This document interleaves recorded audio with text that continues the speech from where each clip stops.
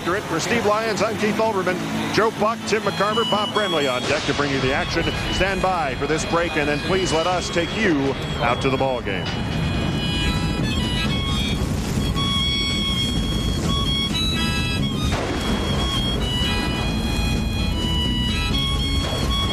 League Championship Series between the New York Mets and the St. Louis Cardinals. And now welcome to the broadcast booth, everyone. I'm Joe Buck, Tim McCarver, and Bob Brenly in just a moment. Around these parts, the fans and the Cardinals themselves wondering what in the world they're going to get out of their young 21-year-old left-hander Rick Ankiel, who starts tonight.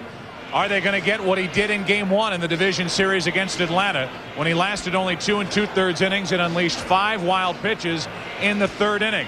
Or, and he's good enough to do this, will he shut down the Mets attack as the Cardinals try to even this series at a game apiece? I welcome in my partner Tim McCarver. And Tim, the Mets think they know what they're going to get out of Leiter tonight. He has a proven track record. He's been good in big games in days past. But let's talk about the Mets offense. They're getting more offense, it would seem, lately out of the big bats in their lineup. Coach of the Mets, John Stearns, last night saying the monster is out.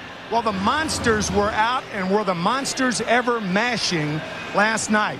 Mike Piazza with an RBI double to start off the Mets in the 1st inning. Robin Ventura with the sac fly, and Todd Zeile with his first home run in postseason. So the guys who were 6 for 42 in divisional play, 3 for 10 last night. One name that was not on that list, probably the toughest out in the Mets lineup, is Edgardo Alfonzo. For more about the All-Star second baseman, let's go down field side and talk to Bob Brenly. Well, thank you, Joe. You know, in a city of superlatives where everything is the biggest and the brightest and the best, Edgardo Alfonzo is being hailed as the best baseball player in the Big Apple. His first All-Star game this season, what figures to be the first of many, carried that regular season success right into the postseason. A 7-game hit streak in the postseason, 4 games with at least 1 RBI in the postseason. The only question is he even the best Edgardo in the Alfonso family? Father, brother, heck, everybody. Nephew, Edgar. All that's left is a family feud square off with a Foreman family. We square off in Game 2 of this National League Championship Series, the Cardinals and Mets. Stay tuned. Baseball next. For his high school in Port St. Lucie, Florida, where the New York Mets have their spring training. He takes on the Mets here 4 years later at the age of 21 in Game 2 of the National League Championship Series.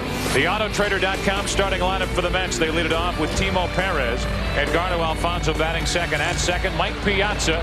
The monster was loose last night, 2 out of 4, and an RBI double in the 1st inning. Todd Zeile will clean up, so he moves up in the order. Robin Ventura against the left-hander moves down a spot. Benny Agbayani is hitting 6th, hitting 7th, and he homered last night. Jay Payton. Kurt Abbott is at short. Talked about it during the pregame that Mike Bordick is bothered by that sore right thumb. Al Leiter pitches and bats ninth. The defense for the Cardinals, 4 new names that weren't in the starting lineup last night for Tony La Russa, including Fernando Tatis over at 3rd base, who missed the majority of the season with a torn groin muscle. Eli Marrero doing the catching, and Rick Ankiel, the left-hander, on the mound tonight for St. Louis. Rick Ankiel on the mound, and Carlos Hernandez is not catching tonight, but Eli Marrero, a much more athletic catcher. Ankiel 11-7 on the year in 30 starts, 194 strikeouts, breaking the record by a rookie set by Jay Hannah Dean, a.k.a. Dizzy, from Wiggins, Mississippi. Man. Right back where he left off. First pitch, head high to Perez. Bob Brenly, you were watching Ankiel warm up. He was all over the place. Oh, he really was, Joe, especially with the fastball. Seemed to have better control of that big breaking curveball than he did of his fastball. Bounced most of them in the dirt, but clearly that ball up and into Timo Perez to start the ball game. So 1 ball, no strikes, and Perez, I'm sure, is not dug in at the plate. Ball 2, 2-0, and the 21-year-old is charged up here tonight. An electric fastball and curve. Can he get it over? He needs to simplify things, and he must throw to the 4 corners, and we'll explain that after this pitch. A strike draws that response from this sellout crowd at Busch Stadium. 2 balls and a strike.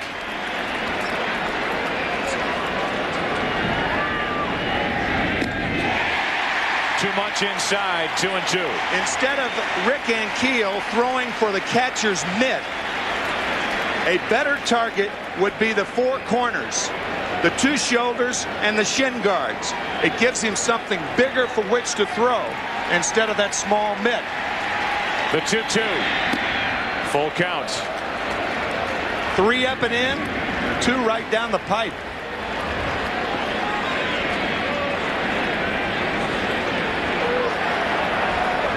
Tony La Russa and Dave Duncan sweating on a cold night in October, watching Rick Ankiel bring home a 3-2 to Perez.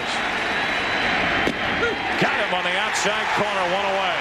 How about that? Perez was taking. He was taking on a 3-2 pitch. That's how wild the Mets think Rick Ankiel's going to be. The first fastball, close to his head. The second one, closer to the plate. Right down the pipe. 2-2. Watch this pitch now. With the count 3-2, Perez is taken. Unbelievable. 1 out, nobody on. Now Alfonso takes a bender in for strike 1. The crowd, which was taken out of the game from the first at bat with Perez's double into the right field corner last night, is into every pitch here in the first inning tonight. 1 ball, 1 strike on Alfonso.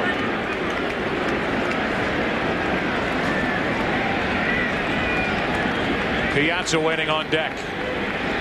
Another full moon in St. Louis, as we had last night. 1-2 on Alfonso. If Ankiel is throwing like he can, that ball's not going to look as big as that moon to the Met hitters. It's going to look a lot smaller.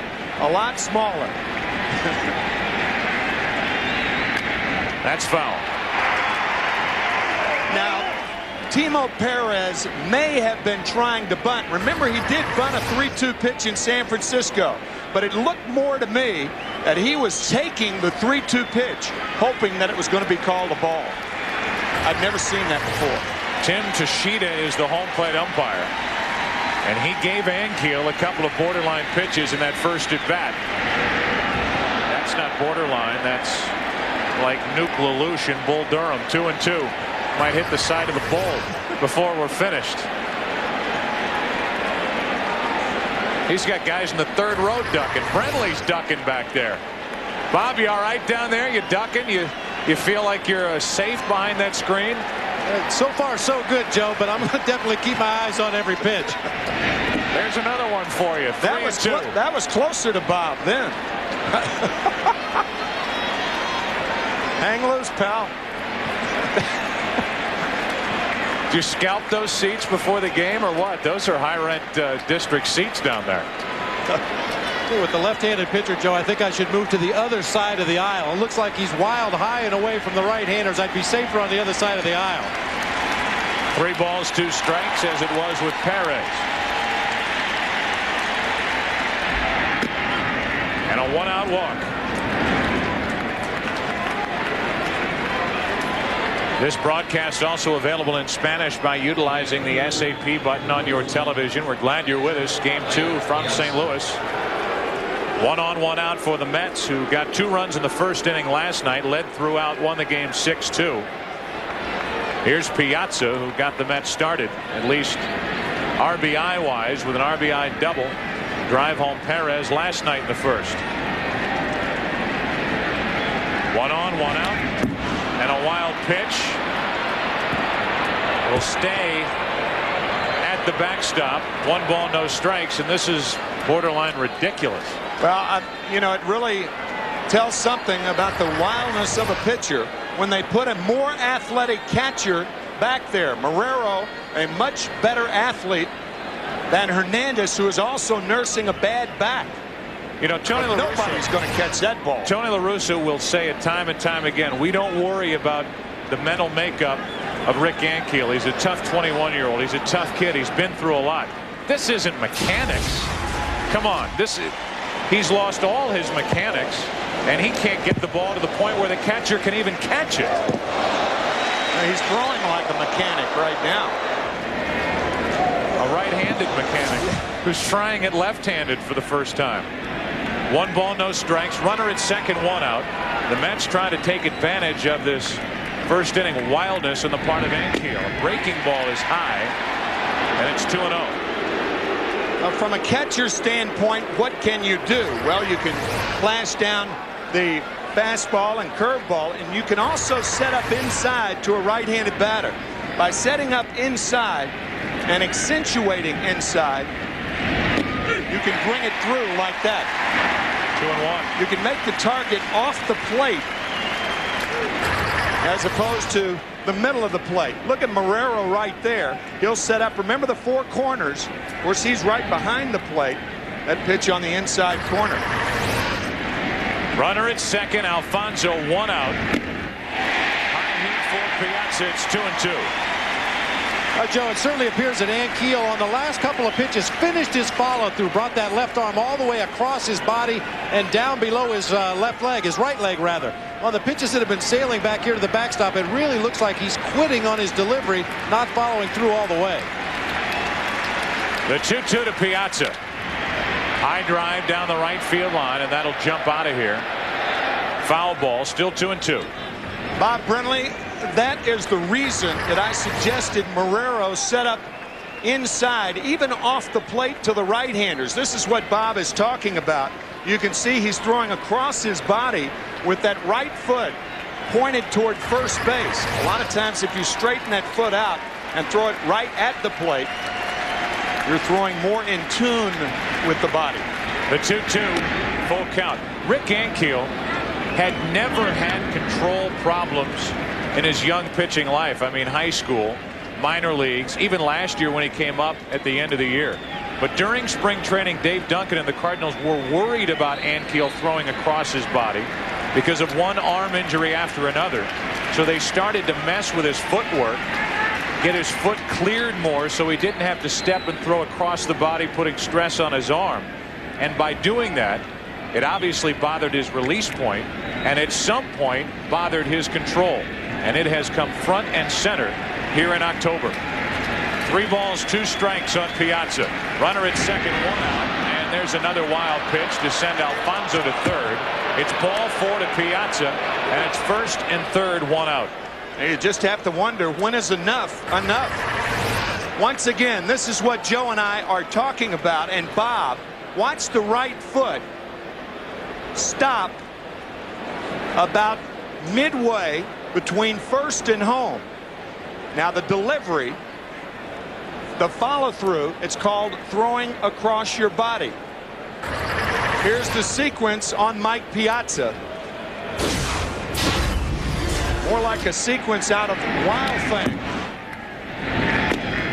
Curve, misses, there's a strike. Piazza swinging through a pitch. Now he fouls one off. Not even close. Farther away. It's one thing to be wild. It's another thing to do this. And you can't tell me that the mental side of making this start and the surprise start in game 1 of the division series, Tony La Russa going to Rick Ankiel instead of Darryl Kyle, did not creep into the psyche of Rick Ankiel at some point, because he has never been this wild in this his rookie season, when he won 11 games, lost 7, and had an ERA of 3.5. 7 wild pitches already in 3 full innings in the postseason, compared to the 12 during the regular season in 175 innings pitched. Tony La Russa is getting someone up in the Cardinal bullpen. 1 ball, 1 strike. You would expect Britton Reams to start loosening for St. Louis here in the first inning. Britt Reams, who started 7 games. Cardinals only used 6 starting pitchers this year. The 1-1 to Siegel. And there you highlight the athletic ability of Marrero. Carlos Hernandez with a bad back isn't moving around so well behind the plate. And this is why Marrero made this start. I got to ask Bob Brenly. I know I'm thinking up here. It is terrifying when you get a pitcher out there who is as wild as Ankiel has been, Bob.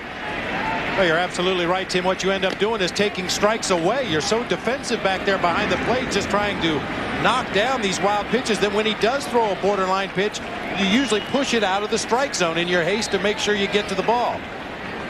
Well, the count's 3-1 on Zeal. Reams has not thrown a pitch down in the bullpen, but that'll change here momentarily if Ankiel can't find the strike zone. He's walked 2 consecutive batters, thrown 2 wild pitches, and he has to guide one into the strike zone here with Zeal at the plate, and he does to run the count full.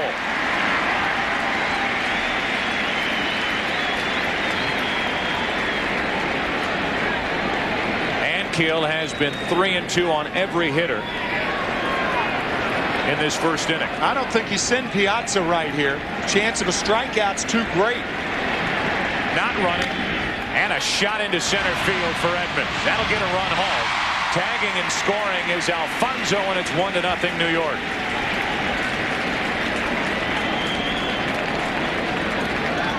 So the first time the ball is put in play, it's a sac fly for Zeal to put the Mets out in front. We mentioned tied with his first home run in this postseason last night, and doing the job, scoring Alfonso, as the Mets once again score in the first inning. 2 last night, 1 so far tonight. Talk about an uneasy feeling as Ventura digs in. Yeah, because that's where he's been wild. Ankiel has been wild up and away to right-handed batters, and that's where Robin Ventura is standing right now. The 1-0, 2-0. On deck is Agbayani. Already 28 pitches thrown by Ankiel. With Ankiel, that could help him. The more pitches he throws, the more tired he becomes, and that fatigue might get him into the strike zone.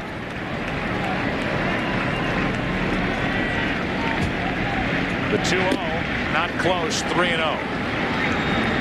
And still Britt Reams has yet to throw a pitch out in the Cardinal bullpen.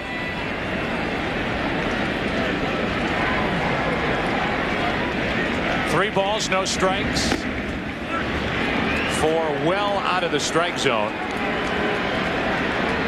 And that's the 3rd walk to go along with the 2 wild pitches, and finally Britt Reams will get loose out in the Cardinal bullpen.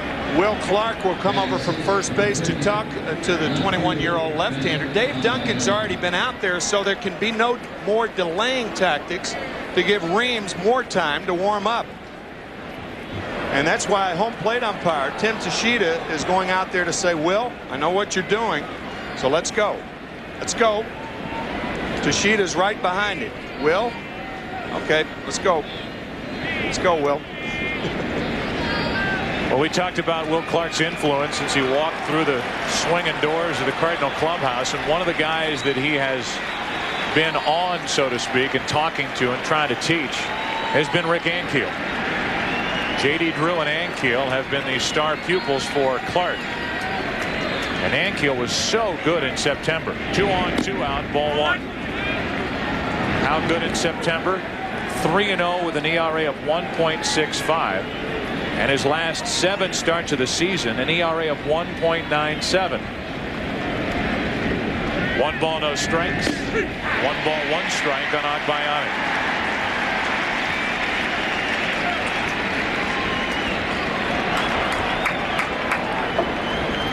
All Al Leiter's thinking about right now is that it's only 1-0. Through all of this, not anymore. Into left center field, that will plate Piazza. Cut off by Langford. They are going to hold Ventura at 3rd, and it's 2-0 Mets here in the first inning. Just like last night, 2 runs in the first inning and a chance for more for the Mets. Even with Mike Piazza in the lineup, nobody's bat does the ball explode off of anymore than Benny Agbayani. First RBI of the League Championship Series, one of the heroes for the Mets, with a 13th inning home run in Game 3 of the Divisional Series. Makes it 2-0.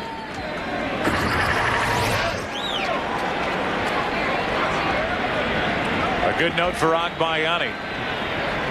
Sitting all 6 he's played in the postseason, and now with second and third, 2 out.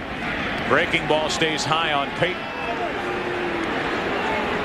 Let's go to Keith Olbermann. Keith. Joe, as Jay Payton and the other Mets watched this Mark Wohlers-esque performance by Rick Ankiel, I asked him as he stepped out of the dugout, "You sure you want to go out there?" And he smiled nervously that you could do that and said, "I'll take one for the team if necessary." Joe? Well, that's the end of the night for Rick Ankiel.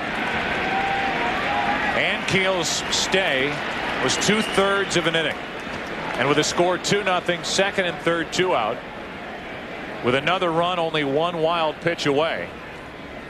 Down already by a game in this series, Dave Duncan, Tony La Russa are not going to play around with this first inning of game 2 any longer. There's no way you can spot Al Leiter any more runs.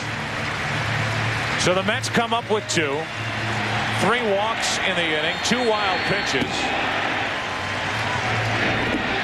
And with 2 runs home, runners at second and third, 2 out. Peyton at the plate. Britt Reams will take over. Yes, Reams is into the action here in the first inning. A disastrous first inning for Rick Ankiel. More than the scoreboard, 2-0. That's not the end of the world for the Cardinals, but 2 disturbing outings by a guy touted by some as the rookie of the year this year in the National League, the 21-year-old left-hander Ankiel. And to me, Joe, there is a bigger issue than these 2 games. You're talking about a 21-year-old pitcher with electric stuff, a great fastball, great curveball. What's this going to do to his future? You're talking about a career here, and I don't think that's overstating it. Second and third, 2 out. Reams will inherit the 1-0 count and pitch to Peyton, who's ready to swing, and that's strike 1. You know, Joe, you mentioned the numbers for Rick Ankiel in the month of September. Keep in mind that those games were thrown to Mike Matheny, their regular starting catcher. Not to take anything away from Eli Marrero or Carlos Hernandez, but once you develop a relationship between a pitcher and a catcher, it's tough to go away and have somebody new back there and try to keep you in your game. Mike Matheny watching from the dugout as Reams is ready with a 1-1 pitch to Jay Payton, and now Payton steps out. Ankiel 2/3 of an inning. 3 walks, 2 wild pitches. Second and third, 2 out, and a 1-1 pitch coming to Payton. Strike 2. Nasty splitter from Reams there. Reams pitched in 1 game in the divisional series. This ball really going down, and Payton swinging over it. But Reams had never pitched in relief until he came to the Cardinals this year. He had 8 appearances, 7 starts. So this is only his 3rd career relief appearance. Signed with the Cardinals in 1995, 27 from Seneca, South Carolina. The 1-2 to Payton. Breaking ball low and away. Payton is gone, and Reams comes in and shuts the door on the Mets. Now it's Al Leiter's turn. He goes to the hill. Mets, the starting lineup for the St. Louis Cardinals, brought to you by Autotrader.com. They lead it off with Fernando Pena. Then batting second and short, Edgar Renteria. Jim Edmonds hitting third and center. Fernando Tatis makes his first start of this postseason with Will Clark at first. Sean Dunston in right. Ray Langford's in left field. Eli Marrero's batting 8th. And now it'll be Britt Reams batting out of the number 9 spot, taking over for Ankiel. The Mets defensively, same look as they had here last night, with the exception of Abbott at short. Bordick out, hit by a pitch in last night's 9th inning. His thumb can't rebound. It's swollen, so Abbott's at short, and he is a step down defensively from Bordick. Here's a step up from what we saw from Ankiel in the first inning. Al Leiter, 16-8 during the regular season. That led the Mets staff with those 16 wins. Mike Hampton last night started with 15. That pitch right there is a pitch that's crucial for Al Leiter against left-handed batting. Al saying the difference between facing left-handed hitters this year and in past years was that fastball inside. Those are his words. But this year he has tailed that fastball inside the left-handers, and left-handers are batting .116 against Leiter this year. A ball and a strike on Pena, who had a hit in last night's game. Now strike two. Tim, in his last start in the division series, Al Leiter broke numerous Giants bats, especially the right-handed hitters. A lot of ball pulled weakly foul down the third base line. A lot of broken bats, just reinforcing how important it is for Al Leiter to work that inside corner. He's ahead on the count on Vina, a ball and 2 strikes. And got him looking. And Vina gets into the face of the home plate umpire. And now backs down a bit. Vina is in danger of leaving this game because of Tim Tschida, as he's the first out here in the bottom of the first. Edgar Renteria, the sage 25-year-old for the Cardinals, getting him out of there. Now that was a breaking ball. Even if Piazza catches it around the knees, keep in mind it had a loop in it. So when it crossed the plate, it was higher than when Piazza caught the ball. Vina thought it was low. Leiter got the call. 1 out, nobody on for Renteria.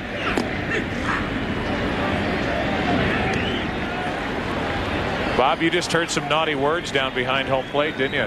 Oh, actually, no, Joe. Just some very spirited, decent words. Yeah, Vina just thought that pitch was low. He expressed his concern to the home plate umpire, and Tim Tschida did not agree. And guess who's going to win that argument?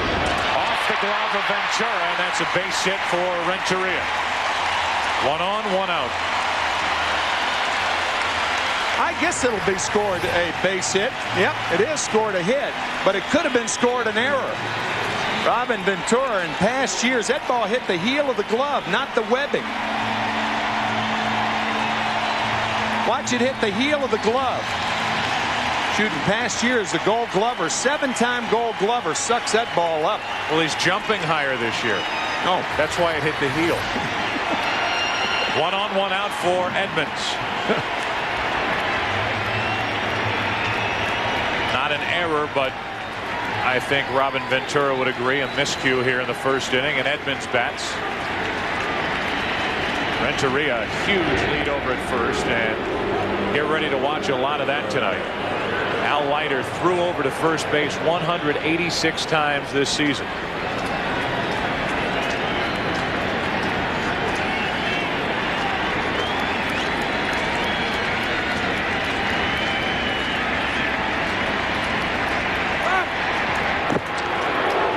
Not have a good move to first base, but a lot of left-handers, the very fact that they're facing the base runner is often enough.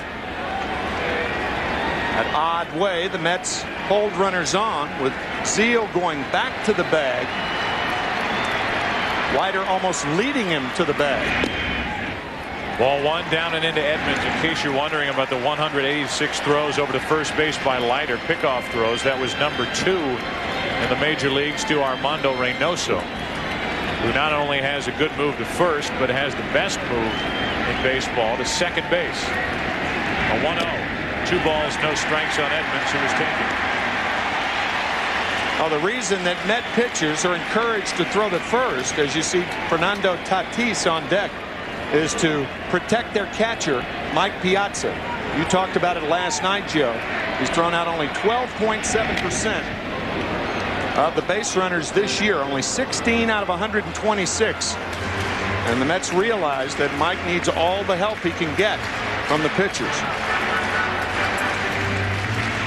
The Cardinals will run tonight on this combination of Leiter and Piazza. Leiter slow to the plate compared to Hampton last night. And Piazza last in the league in throwing out potential base stealers. So again, a lot more of this.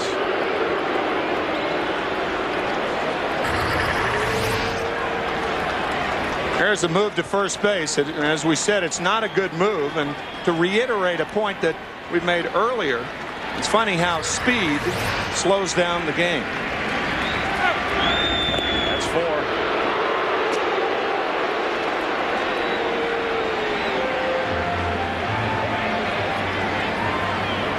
Renteria and Leiter, teammates from the '97 world champion Marlins. Yes, they were world champions at one point. That's on the outside corner, 2-2. In fact, Leiter started that game 7, and Renteria won the game with a 10th inning hit. Now Leiter thinks that pitching left-handers inside opens up the outside part of the plate. That pitch is unhittable, particularly when you have to guard against the pitch inside.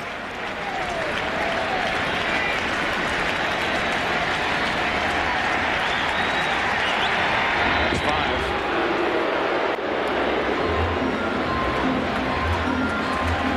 5. Not only 5 throws to first, but they're really not particularly very good throws over to first base, or very deceptive throws. Renteria reading it easily. Now he goes. The pitch is a ball, and Renteria steals second standing up.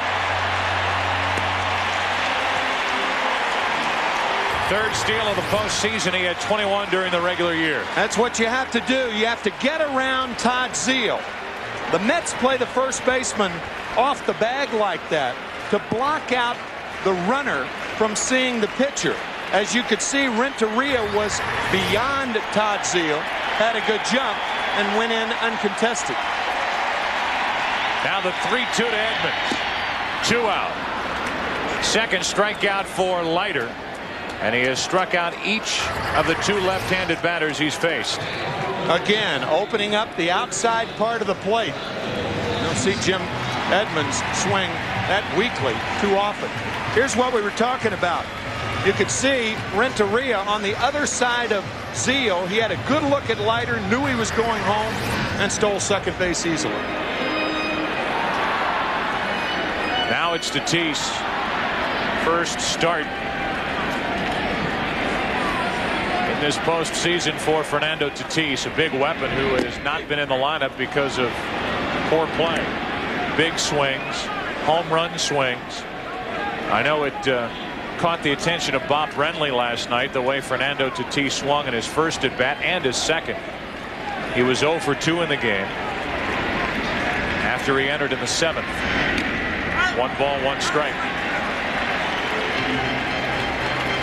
Bob, you hadn't seen Tatis for a while, and I know those swings last night caught your eye. No, they really did, Joe. When I had seen him earlier in the year, he was staying on the ball very well, driving the ball to the opposite field when pitchers worked him away, and still quick enough to turn on the fastball inside when they tried to come in on him. Last night he was swinging at fastballs on the inside corner, even though they were not thrown there.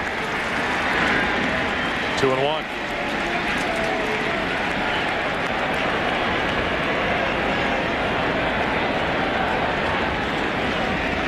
So far 0 for 14. That includes the Edmonds strikeout tonight. 0 for 13 last night with runners in scoring position. A shattered bat and a blooper into center for Alfonso. And the first inning, a long first inning, is over. A 1-out hit by Renteria. Stole second, was left on, and after 1 in St. Louis, 2-0 New York. Finished the top of the first inning with a strikeout of Jay Payton with runners on at second and third. And he works to Kurt Abbott to start it for the Mets here in the second inning, up 2-0, and misses with ball 1. The numbers for Abbott during the regular season: he's been bothered by a bad back. He too was a Florida Marlin back in 1997. Utility player, 1 ball, 1 strike, and he's in the lineup tonight because of the injury suffered last night in the 9th inning by Mike Bordick. There's Bordick. Mike was hit the right thumb on a pitch by Mike James, who had just surrendered 2 home runs. That's out of play. 1 ball, 2 strikes. Here's the pitch last night. Off the thumb. He showed it during the pregame. Bordick was working out prior to the game, and Bobby Valentine said he can't grip the ball properly, can't grip the bat properly. He's usable tonight, and they hope to have him back in the lineup after a day off tomorrow. Game 3 on Saturday afternoon at Shea.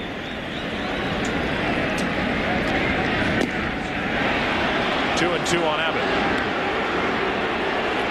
Throwing inside last night, particularly suspicious because Todd Zeile had homered, and Jay Payton had a 2-run home run before Bordick was hit. Abbott leading off. Almost walked into that pitch, and it's 3 and 2. Sometimes a pitcher, out of anger or otherwise, will throw a hitter inside not trying to hit him, but not caring if he does. 3-2 to Abbott. He's fouled back here.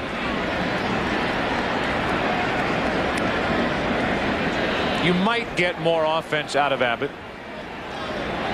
As I said earlier, you take a step down defensively without Bordick in your lineup. The Mets used 7 shortstops this season. Gone through shortstops like Spinal Tap went through drummers. Guy would show up and then they're gone. Abbott didn't mean to, but he's gone, and that's 2 batters faced and 2 strikeouts for Britt Reams, who's basically making an emergency start here tonight. That was ball 4. That turned into strike 3. Christopher Guest wrote Spinal Tap. Did he not? One of our favorites. Yep. Now has Best in Show in theaters. After scoring with our simple senses of humor with Waiting for Guffman. Strike 1 on Leiter. By his own admission, a very poor hitter. 1 ball, 1 strike. He was only 3 out of 58 during the regular season. No RBIs. Didn't even fall into one. And he grounds to the right of Vina. Tricky play, and Leiter's on. Tough little hop at the end, and with a backhanded try, Vina commits the error. Now, the one thing Fernando did not consider, perhaps, is that he had a lot of time to get Al Leiter. Al is not a fast runner. He wasn't running hard on the play. Most pitchers don't. Their job being on the mound, not on the base paths.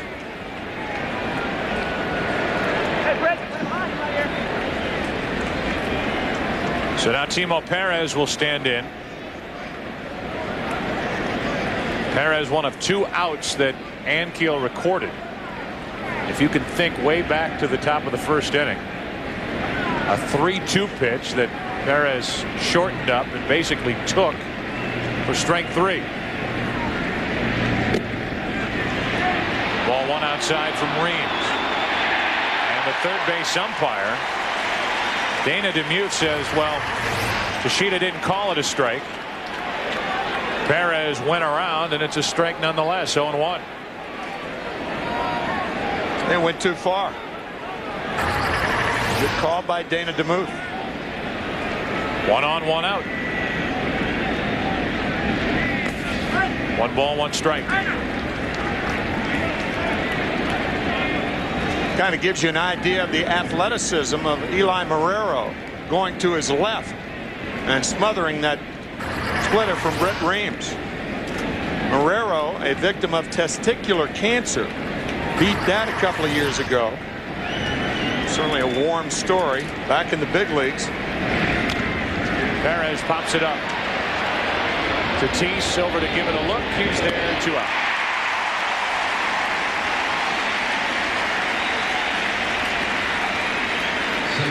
I said testicular cancer. It was cancer of the thyroid.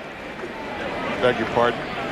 But still a valiant story about a young man who has battled his way back to the big leagues, not only for his career, but this year. Was hurt sliding into second base. Was sent down on a rehab assignment. Came back up in September. Now Edgardo Alfonso with a runner at first, 2 out. 2-0 Mets here in the second inning. Strike 1 from Reams, who in a very short while has been impressive. Not just in this game, but in the 2 previous playoff games. He came in and gave valuable innings in relief of Rick Ankiel in game 1 of the division series. Pitched the 7th and the 8th. And a Cardinals 7-5 win, and they got the win, was credited with a win when he picked up for the injured Garrett Stevenson in the clincher game 3 in Atlanta. Bob was talking last night about Darryl Kyle and how he has such an unorthodox quick delivery, compact delivery, tough to pick up. Bob, it looks like Britt Reams is similar.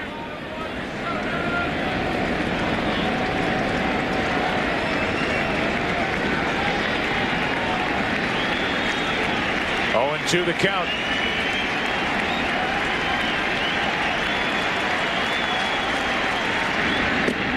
On the inside corner, inning over. Third strikeout for Reams. Clark, Dunston, Langford coming up. Mets on top 2-0. Of downtown St. Louis.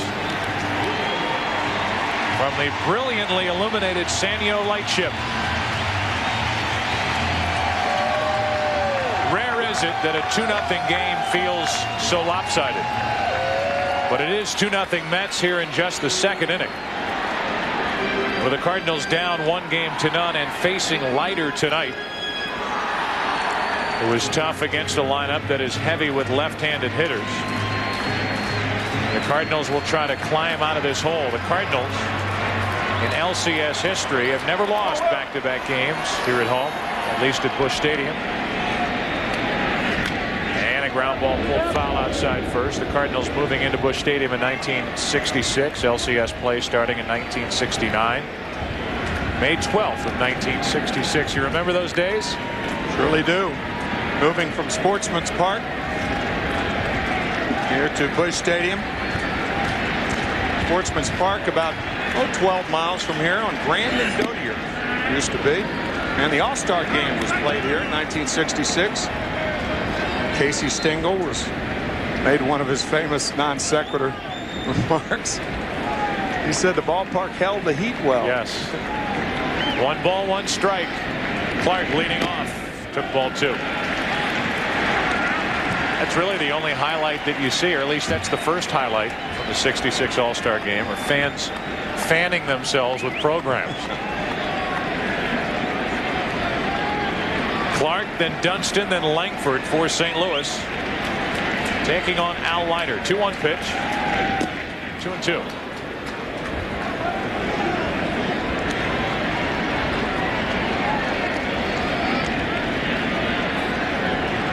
Leiter just devastating against left-handed hitters this season, more so this season than in years past.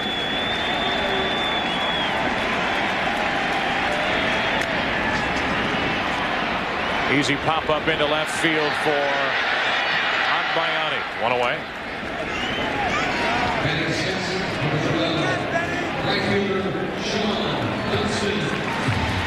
That'll bring in Dunston. This season, Al Leiter, dealing with left-handers, held them to a .119 batting average. Only 3 home runs in 118 at-bats. So far, lefties tonight 0 for 3 against him. And in their careers against Leiter, the Cardinal left-handed batters hitting a combined 175 with 1 home run, which belongs to Will Clark. 1 out, nobody on for Sean Dunston. Grew up in Brooklyn. Last year was traded at the trading deadline to the Mets, was part of their postseason fun. And now is back with the Cardinals, signing another contract during the offseason, and he has been one of the bench players for Tony La Russa in the year 2000. From catcher camp, Piazza reaching up and away. It's 2-0. Cardinals thought they were doing Dunston a favor when they traded him to New York for the pennant drive for the postseason, and a guy who's from New York, and he was crushed when he was traded from St. Louis and immediately signed back with the Cardinals during the offseason. 2-1. Boy, was that a great shot of that cutter from Al Leiter. You could see it darting in to Sean Dunston.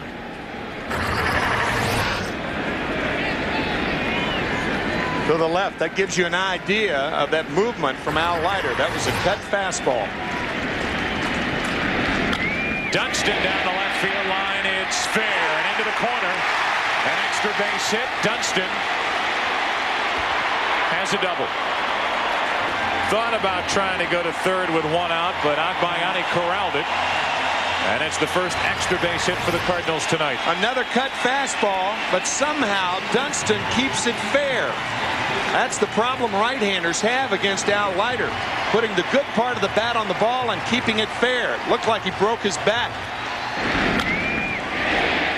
but Sean Dunston throughout his career has been a maximum effort player. He runs hard from home to first, which gives him the option of maybe attempting to go for third. Saw that the relay throw was online, thought better of it, and hit the break. Sean always goes 100%. And now Dunston in scoring position for Ray Langford,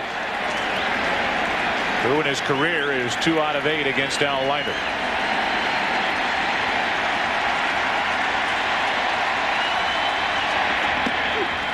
On the outside corner for strike 1.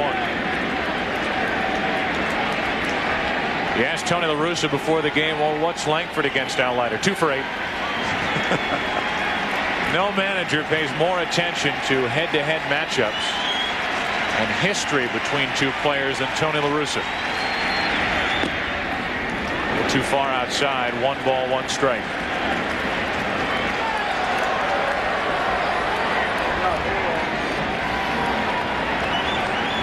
A side story, one of many in this LCS between Bobby Valentine and Tony La Russa. Not a lot of love lost between those 2.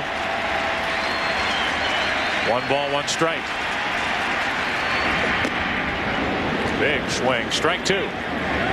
Ray Langford struck out 148 times this year and only 392 at-bats. That's 1 strikeout for every 2.65 plate appearances. The worst in the majors. He's set up here. Leiter has 2 strikeouts tonight. 2-2.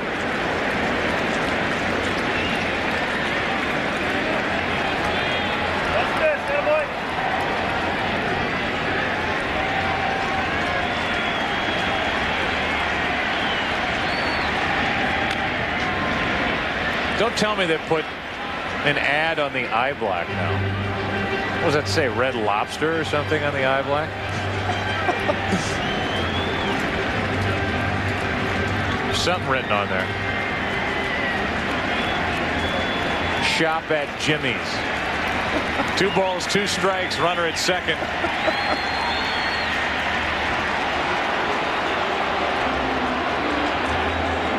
Says if you can read this, you're too close.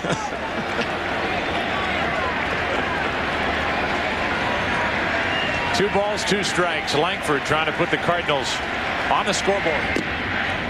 Now ball 3 with a right-handed batter. Eli Marrero, the catcher, on deck.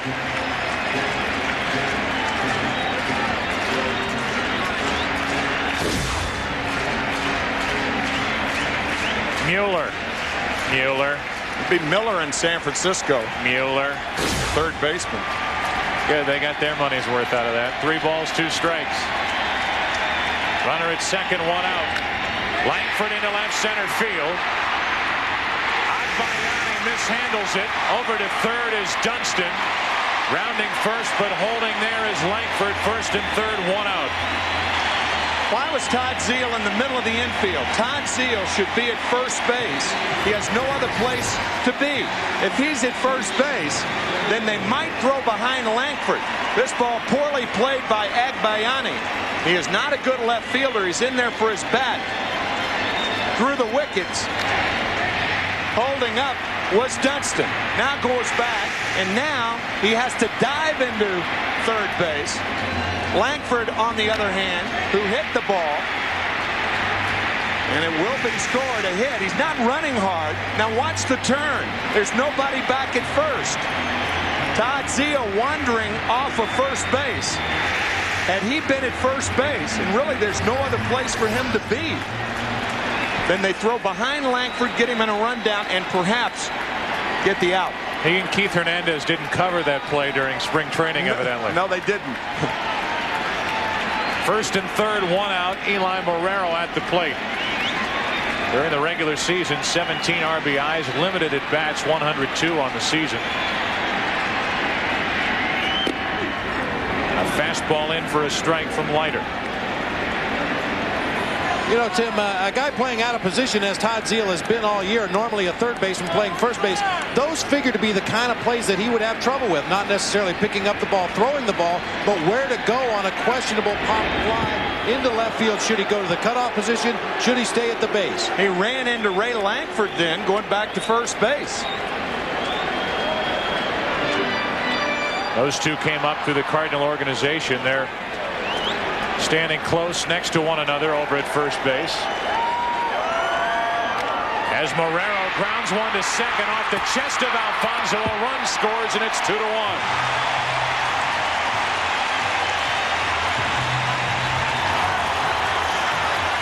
RBI ground out, Eli Marrero. Hit hard enough for the double play. Bobbled by the usually sure-handed Alfonso. Keep in mind, Eli Marrero, a very fast runner. He had 5 stolen bases this year without being caught. Alfonso's only play is to first base, and the Cardinals are on the board. And now Britt Reams, who handles the bat very well. Strike one. They do lose something in not having Ankiel at the plate, one of the best hitting pitchers in the game today, but at least they get the better matchup with a right-hander against a lefty. There's the silver lining for the Cardinals, and it's 0-2 on Reams. It's now a 1-run game.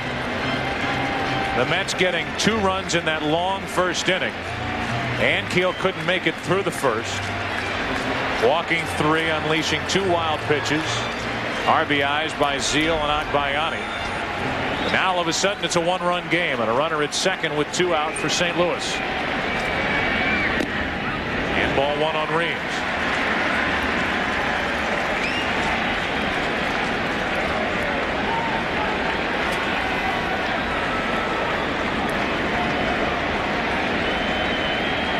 Tying run, Langford out at second base.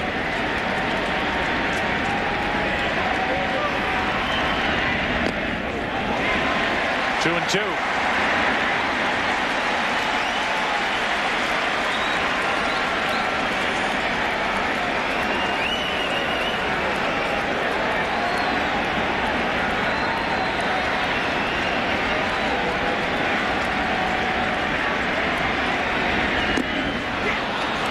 That'll end the second inning. The Cardinals have cut the Met lead in half. A double by Dunston.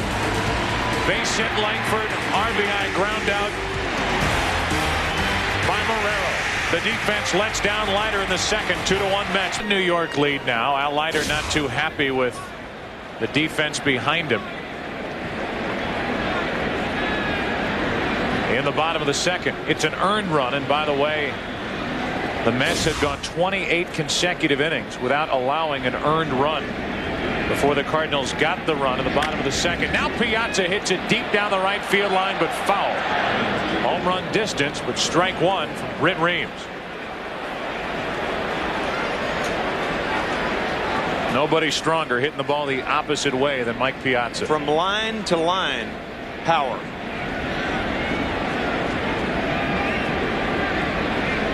Oh, and 1 the count. Reams has come on to enter in the first inning. Struck out Payton with runners at second and third. Got around an error. Ended the top of the second by striking out Alfonso. He struck out 3. Hasn't allowed a hit. Piazza walked and scored back in the first inning. He leads off the third and takes low for ball 1. 1-2.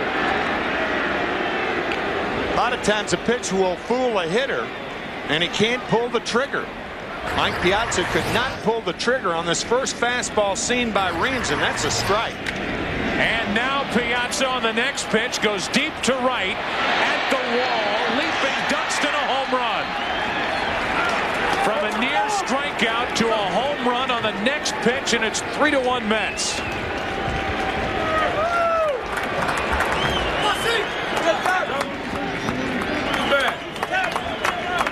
Piazza with his first home run of this postseason. I tell you, in my view, Joe, the Cardinals have every reason to be upset. That 0-2 pitch was a strike, a curveball. Remember the curveball that Fernando Vina was called out on. Here's the home run, flat-footed, to give you an idea of the power of Piazza.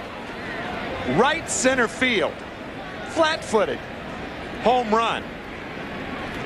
But the Cards have every reason to believe that they had him on that 0-2 pitch. And now a ball low to Zeal.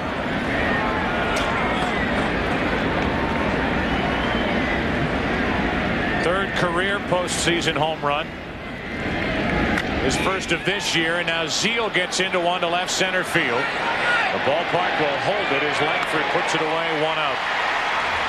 Remember last night, John Stearns, the bench coach of the Mets. We're going to hear this again? Yep. He's out of the cage. The monster's out of the cage. The monster is out.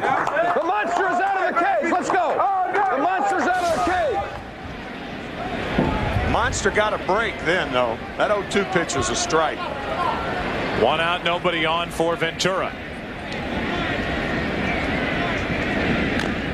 And strike 1.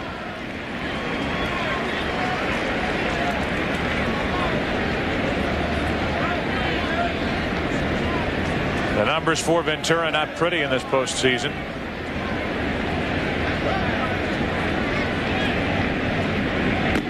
One ball, 1 strike.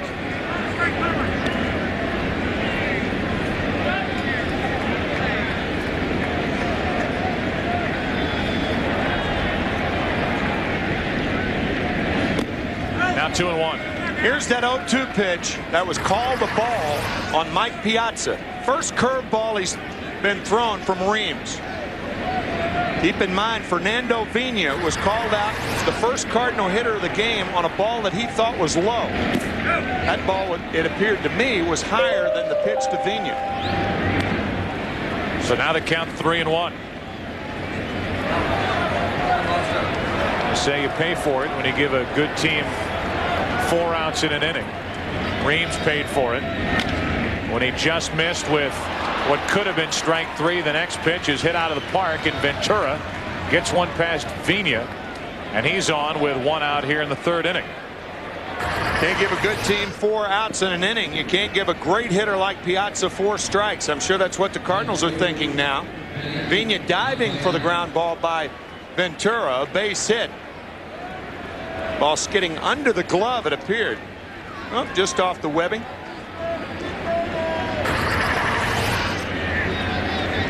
So now 1 on, 1 out for Agbayani. A home run, a single in the inning, and Agbayani, who drove home a run with an RBI double back in the first, takes ball 1.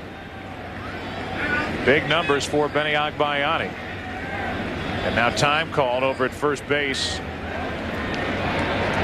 Somebody hit that spot last night. Same As Will Clark digs at the dirt and does a little landscaping over in the area where Ventura takes his lead. Benny Agbayani, we said, was an offensive player. Last night, an error through the wickets. And tonight, no error, but same wickets.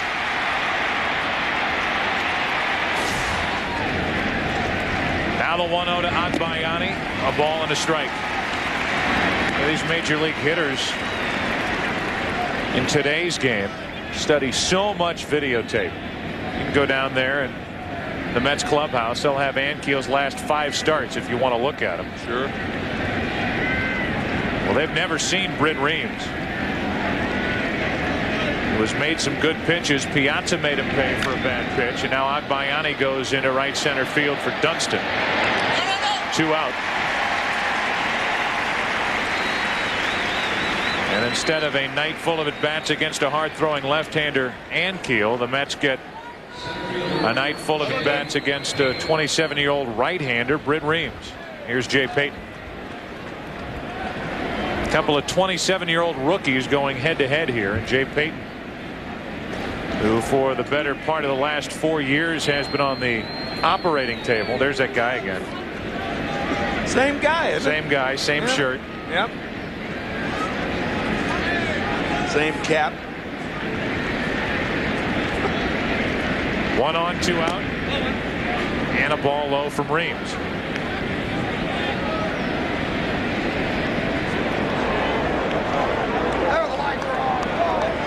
Well, Ankiel and Drew.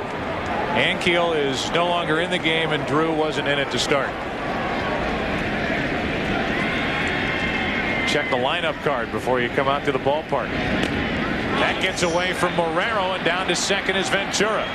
That'll be a passed ball. That's the definition of one. And the count 2-0 on Payton. That's why that's the area where most pass balls come. The reason as the pitcher misses across the plate.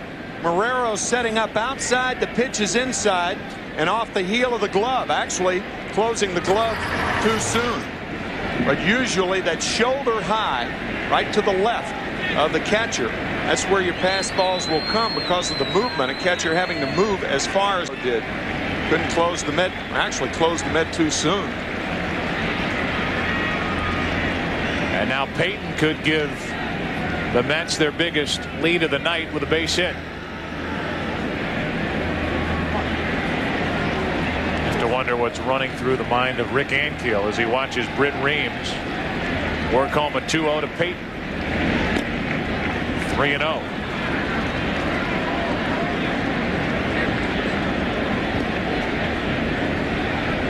Well, Reams and Marrero having some problems getting on the same page as far as the signals are concerned. Reams has indicated to Eli Marrero, give me another set of signs. When he went through the signs once again, he still got crossed up with that pitch. You saw how awkwardly Marrero fought that ball off just to keep it in front. And the count's 3-0.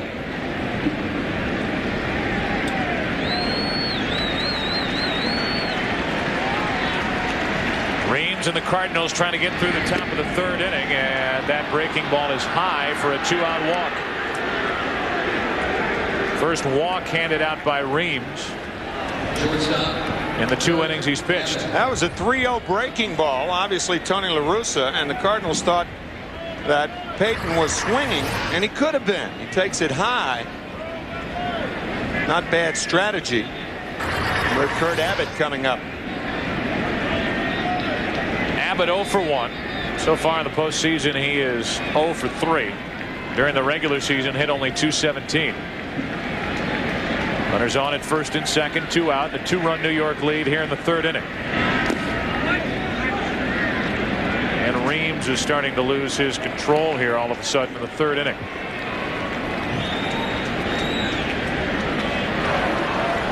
Piazza leadoff home run. Piazza will tell you, straight-faced even, that his #1 priority going into the game is to worry about the pitching. But you're hearing those words come out of the mouth of one of, if not the greatest hitting catcher in the history of this game. And his numbers after his first 8 seasons in the big leagues are at the top of the list on a list of Hall of Fame catchers. Staggering. Staggering. After 8 full seasons, a .330 average for Mike Piazza. And it doesn't end there. 2 on, 2 out. The 1-1 is grounded to third. Tatis taps the bag, and the inning is over.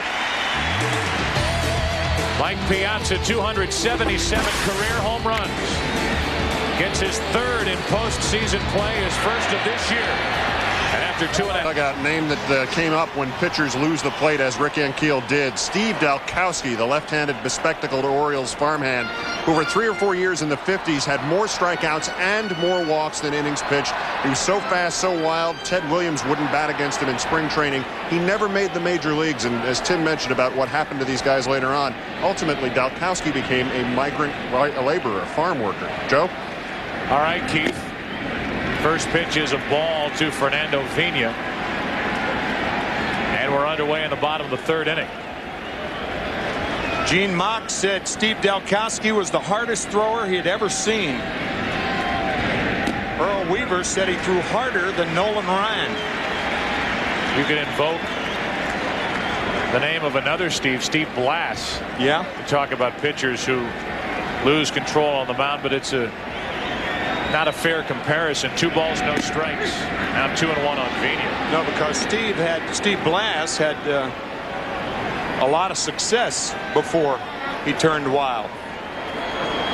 One of the better starters in the National League and an All-Star, and was 167 when trouble started for him in 1973. 2 balls and a strike. Pena into right center field. Ball hangs up for Perez, and a slide and a catch. 1 away.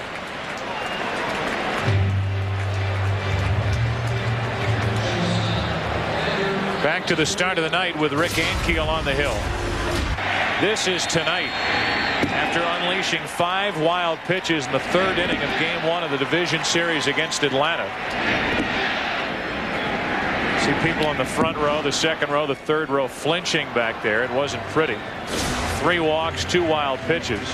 In case you're wondering, when was the last time a pitcher was KO'd in the postseason this quick? As Renteria fouls strike 1. Al Leiter last year, the man on the mound. The National League Championship Series Game 6 was knocked out in Atlanta without retiring a batter. In what was eventually the Braves' 10-9 win in Game 6.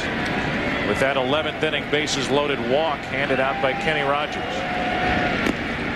I think right in the during the second hand a game of poker between Ricky Henderson and Bobby Bonilla in the clubhouse. It's another way to give a time reference, put it in a time frame. Just as Bonilla was flipping down an ace of hearts, ball 4 was high and wide. That's strike 2 on Renteria.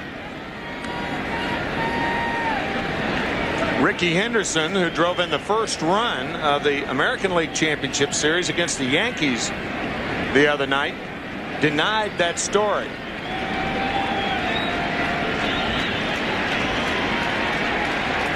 One ball, 2 strikes on Renteria. 1 out, nobody on, and now 2-2. Somebody was playing cards. Yeah, the public and the press not sure, and we in the press not sure. They were not at the Casino Queen. Not sure whether that denial is right or not. Renteria, 3rd base side, and through for a 1-out hit. Renteria 2 for 2. All right. Any new business? No new business. Here's old business. This copyrighted telecast is presented by authority of the Commissioner of Baseball and may not be reproduced or retransmitted in any form. And the accounts and descriptions of this game, it may not be disseminated. Thank you. Without express written consent of Major League Baseball. 1 on, 1 out. Here's Edmonds representing the tying run. You hear an echo in our mic? I heard that.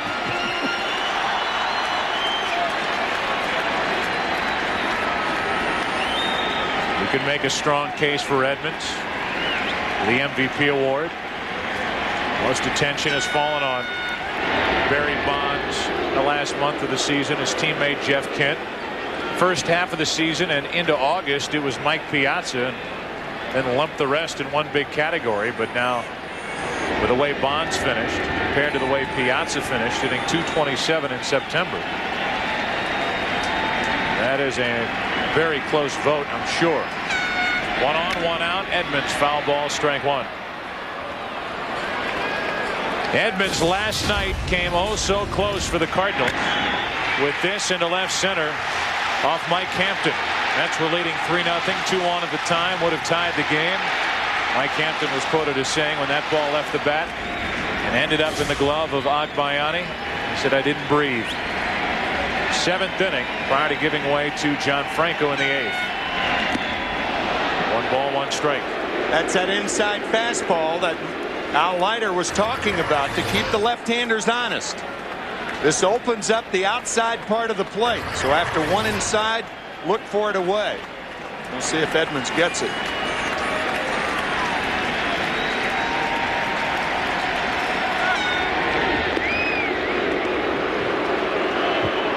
Edmonds' home run stroke is the opposite way. It was this season. So he hit a career high 42 on the year.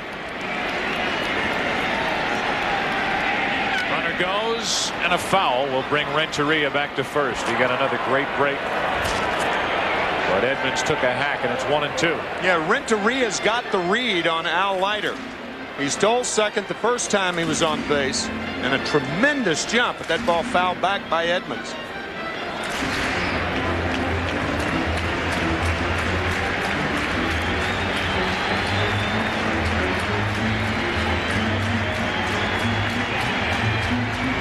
One ball, 2 strikes on Edmonds. Runner at first, 1 out.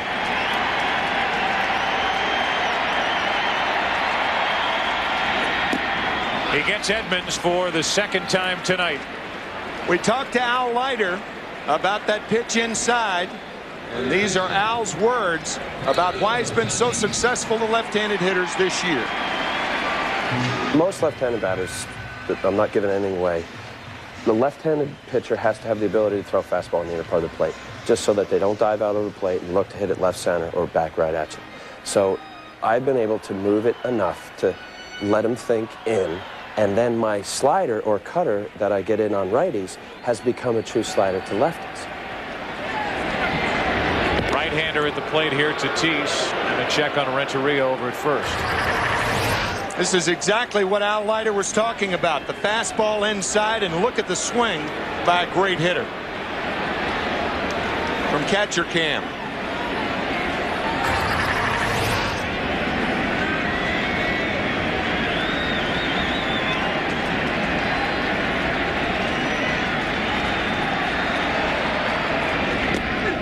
On the inside corner for strike one. And I don't think either side has a real good feel for what is a strike tonight and what's a ball. I agree with that. Fernando Pena called out on a low strike. Mike Piazza given new life before the home run on a low pitch. Renteria, the runner at first, watching Tatis swing and miss as they appeal down to the first base umpire Rapuano. It's 0-2. But Tatis easily went too far there. Not even close. Biting cutter inside. The 0-2. A little low from Leiter. What makes that pitch so effective is that a right-handed hitter picks it up in that hitting area 12 to 15 feet in front of home plate. He thinks it's going to be on the inside part of the plate. And when he commits, the late break darts inside, and it causes a lot of check swings like the one on Tatis. Leiter paying attention to the runner Renteria at first. Why?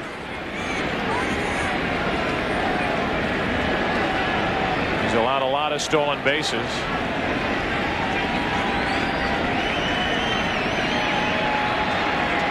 Renteria already has one tonight. He's on the run. Throw by Piazza way too late. And Renteria has his second steal of the night.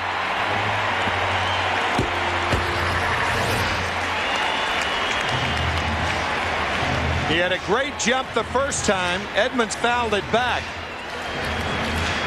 He was in there standing up for his first stolen base and reading Leiter. Renteria has picked up something foolproof on Al Leiter, and he'll convey that to the rest of the Cardinals. And Tim, as you well know, if a pitcher does not have a good move to first base, I think he's better served by not throwing over as often. Don't allow that runner to get a really good read on when you're going to first and when you're going home. It's obvious Renteria has seen enough of Al Leiter's move that he got a great jump over there at first base. Leiter third in the National League this year in stolen bases allowed with 22. Greg Maddux allowed 32. Randy Johnson 26. Top three in the league, or bottom three if you want to look at it that way. 2-2 to Tatis. Inside corner, struck him out. Busting the pitch inside on the hands of Tatis. He's still standing at home. It's a 3-1 Mets lead. After three. Pitchers around the big leagues, on the day that they're going to pitch, even teammates don't talk to them. They just leave them alone. They leave them with their thoughts. They have that game face that they put on. Leiter's only game face that I see is the face that he has during the game. Prior to the game, I mean, he's as loose as the bat boy. Yeah. Before the game. Definitely a free spirit. Enjoyable guy to be around from Toms River, New Jersey. Funny. He's a guy who thinks a lot about the art of pitching and about where he fits on this Mets team. 34 years old. He will turn 35 this October 23rd. An interesting date for Al Leiter as he helps explain why he's goofy in a good sense. October 23rd was the cutoff date for Libra. No, 22nd. The 23rd started Scorpio. Now I open these horoscopes, which I don't believe in anyway, and I look, and I'm Libra. So for 20, 30 years of my life, I was Scorpio. Now I'm a Libra. They can figure me out. That's probably why I'm so wacky. So he was a Scorpio. And in case you're wondering, the horoscope this week, they do these things by weeks, I guess, or months. You are attractive, dynamic, intelligent. Here's a pop-up left side off the bat of Perez and into the glove of Tatis. Excellent for reading, writing, advertising. Flirtation gets too hot, Virgo involved. That's what he was, a Scorpio. Now a Libra. And this is for September 23rd through October 22nd. He is now a Libra. Yeah. Rewrite, review, give serious consideration to proposals, career, and marriage. He's already covered those two things. Yeah. Career is flying, and he's happily married with kids. Someone speaks out of turn saying, enough. So there you go, Al. Take that information and run with it. 1 ball, 1 strike.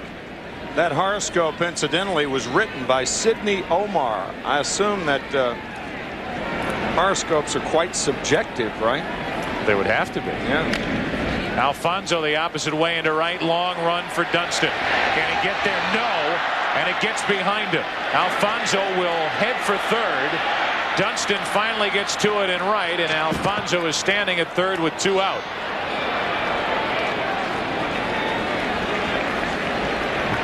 Tino Perez hit the 4th inside the park home run in Philadelphia this year on September 24th.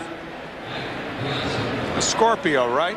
Well, this one by Edgardo Alfonso could have been had Dunston not recovered in time. I think the Mets are thinking, keep going, Edgardo. Before Timo Perez hit that inside the park home run, the last Met to hit one was Edgardo Alfonso in 1995 in Cincinnati. I'll tell you, that half shin guard, they can can those things along with a few other things in baseball. That's right. Yeah. Pitchers wearing jackets and those half shin guards. You don't like pitchers in jackets? Nope. How about poodles and sweaters? Nope. Ball 3 in the intentional pass to Mike Piazza. I mean, you could really clearly see that Alfonso, who is not a fast runner, but his gait was messed up going around the bases. I mean, there are going to be times when you have to leg out something. Second walk, first intentional by Reams. And Zeal will have a chance with runners at the corners, 2 out. Mets leading by 2. They've never led by more. They led 2-0 after a half inning. Cardinals dug into the lead in the bottom of the second on an RBI ground out by Eli Marrero. Mets got the run back on a leadoff home run by Piazza in the 3rd inning. And now it's Zeal with runners at first and third, 2 out.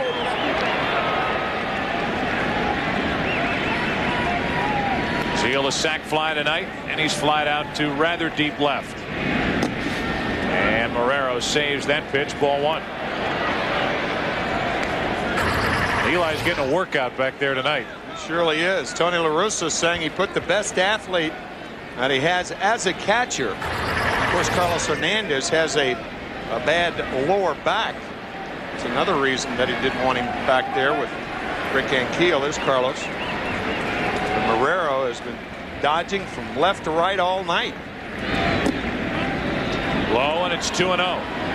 Robin Ventura, who's only batting behind Zeal because a left-hander started, waits on deck.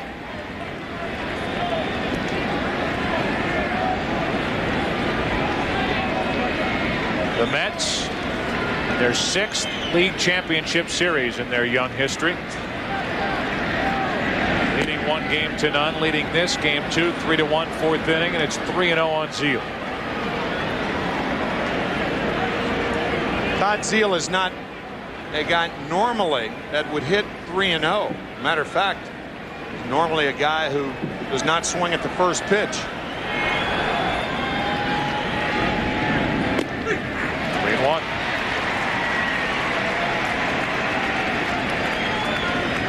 Todd Zeile swung at fewer first pitches than anybody else in the National League. Only 10% went out of every 10 first pitches did he swing at. Zeile, who came up in this organization, traded away in 1995, the same day the Cardinals fired their manager by the name of Joe Torre. The 3-1 pitch, full count now, 3-2.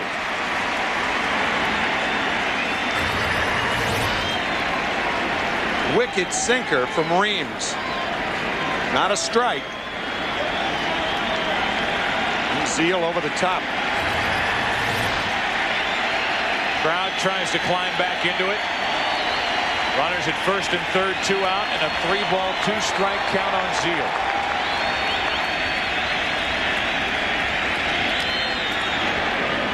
And we'll do it again.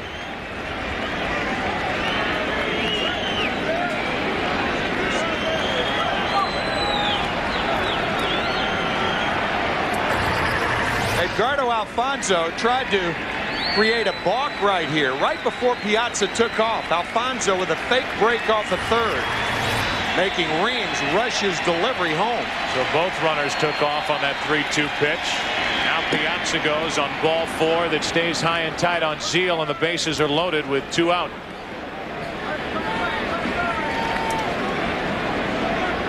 Third walk now on the record of Britt Reams, and here is Robin Ventura.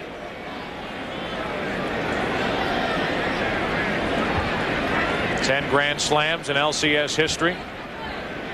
The last one, Ricky Leday, the 99 ALCS. Ventura with that grand slam single in game 5 of their LCS action a year ago with Atlanta. Bases loaded. He hit the ball over the wall, but past the runner between first and second. The winning run had already scored, and that was it against McGlinchey.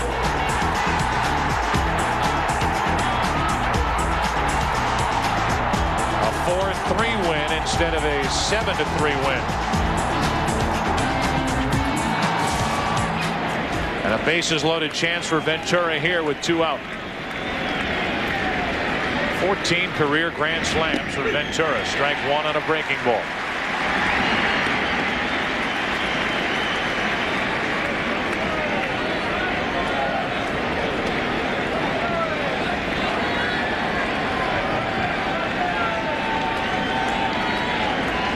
The rookie right-hander Reams trying to keep the Cardinals in this game. 1 ball, 1 strike.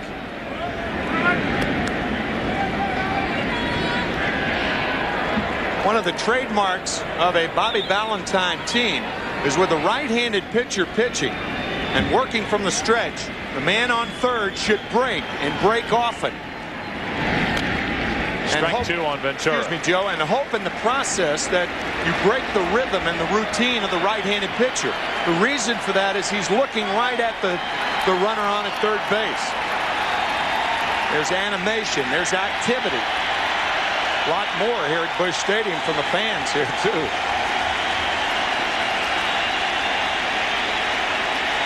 A 1-ball, 2-strike count on Ventura. Bases loaded, 2 out. Mets up 3-1. 4th inning. 2-2.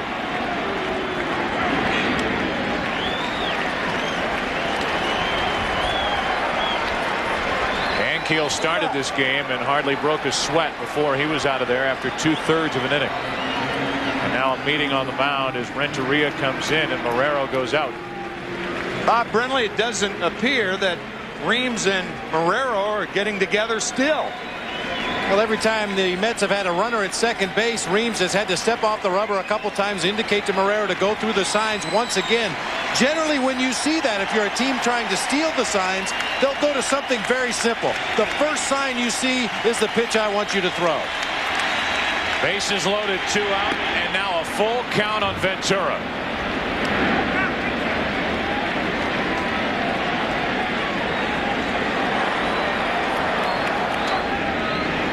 Mets lead by 2, and Ventura trying to change that. Hard to watch for these Cardinal fans, already down by a game in this LCS. That's foul. We'll do it again.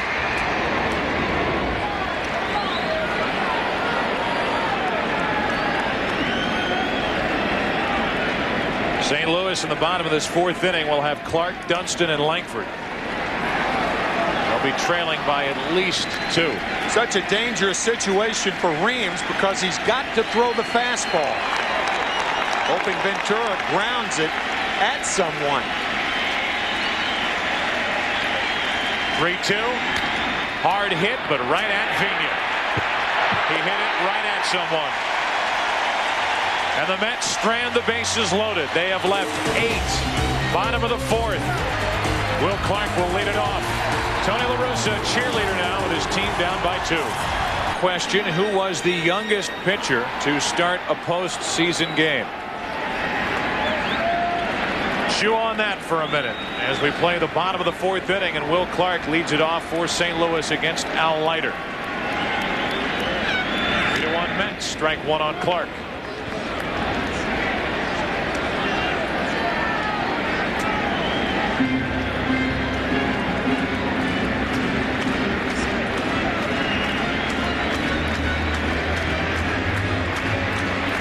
Clark, then Dunston, then Langford here in the fourth inning for the Cardinals, down by a couple. Hits are even at 4 apiece.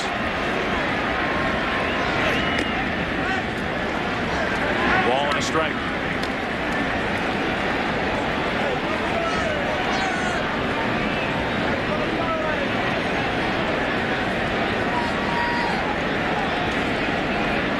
Clark fly to left his first time up, trying to get something started.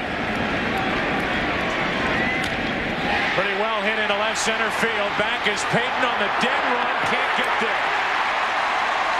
Leadoff double. Will Clark to start the bottom of the fourth.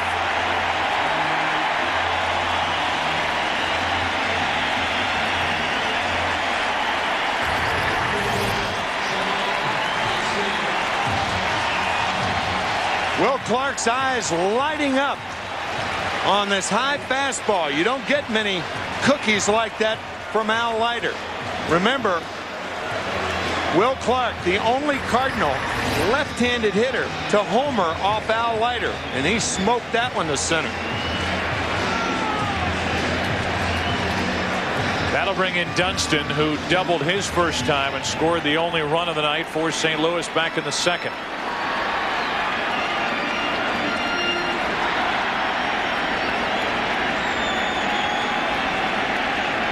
3-1 Mets, fourth inning.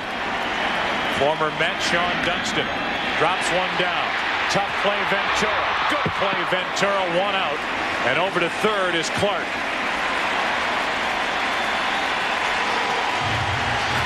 Now Dunston being given a hand. I question this bunt right here. Nice play by Ventura. Obviously Sean bunting for a base hit. But you have Ray Langford up now. And Langford has struck out 148 times on the year. I think if you're Sean Dunston, you take your chances with swinging the bat instead of bunting. Now with 1 out, Langford up there. Bottom of the order with Marrero next. Runner at third, 1 out. And Langford, you talked about the strikeout problems during the regular season. Langford at the plate, needing to put the bat on the ball with a runner at third. Clark, not great speed there. 1 out. Cardinals down by 2, and Langford guides one foul left side. Interesting guy who just picked up a bat, huh? McGuire down in the dugout. Langford's at the plate. The number 8 hitter Marrero on deck. Tony La Russa has 3 catchers active for this series. A 1-1. And I say that only because in the right circumstance, Tony La Russa might not wait for Reams' spot to come up. He could send in McGuire to hit for Marrero if he wishes. Timlin getting loose for St. Louis in their bullpen. The way I see it, Joe, is if Clark is still on at third, if Langford strikes out, no way you send up McGuire. Only if Langford's on at first. If Langford's on at first, then there's no place to put McGuire. Bobby Valentine wouldn't dare walk the potential tying run to second base. So if Langford walks, I think you'll see McGuire. If he makes an out, no McGuire. 2 balls, 2 strikes. Leiter needs a strikeout. He struck out 5. Time called at the plate.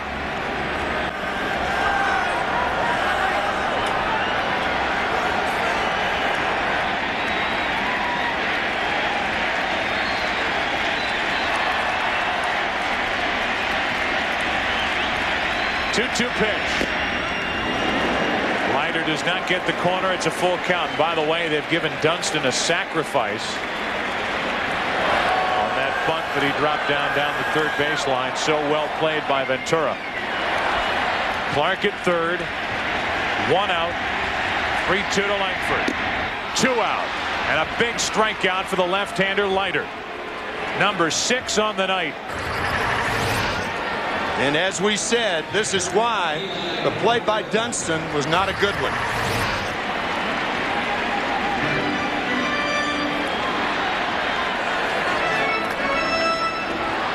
Here's Marrero.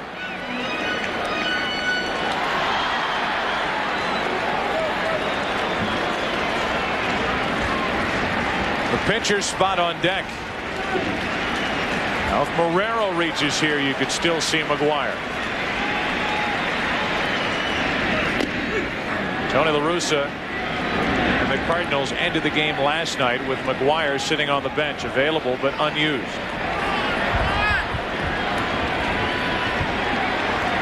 Game situations did not dictate that McGuire had a place to hit. But I'll guarantee you, if Tony La Russa sees one spot, no matter what the inning, he will send McGuire to the plate.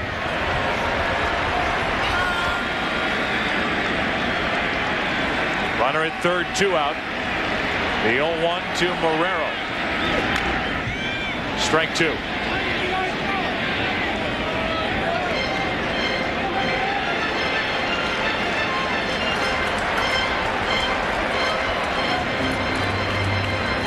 That's Ankiel, with his face buried in his arm, looking out over the top railing, that fence in front of the dugout.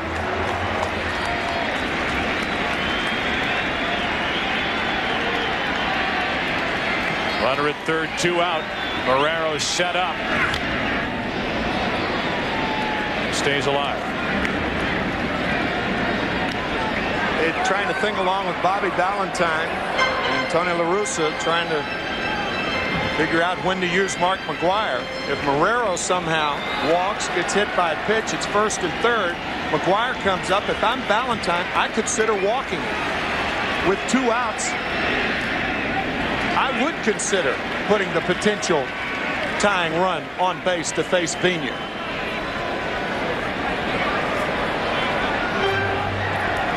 Instead of giving Big Mac one swing for the chance to put the Cardinals on top. Right now it's the Mets on top, 3-1. Runner at third, 2 out, bottom of the 4th inning. Marrero tied up and he struck out. 7 strikeouts for Al Leiter. A leadoff double by Will Clark wasted. McGuire still sitting there waiting after 4. 3-1 Mets. Paul Company's trivia question: who was the youngest pitcher to start a postseason game? I would guess Jim Palmer. No, but a good try. Brett Saberhagen, Kansas City Royals, 20 years, 180 days old. Game 2 of the ALCS against the Tigers.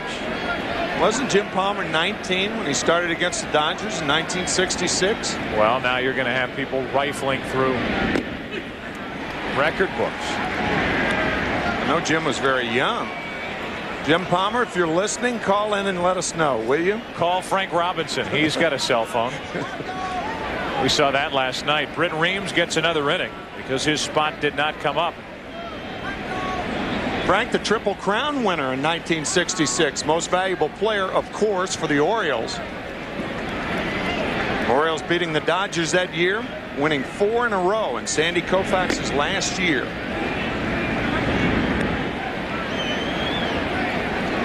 There's one of those local announcers.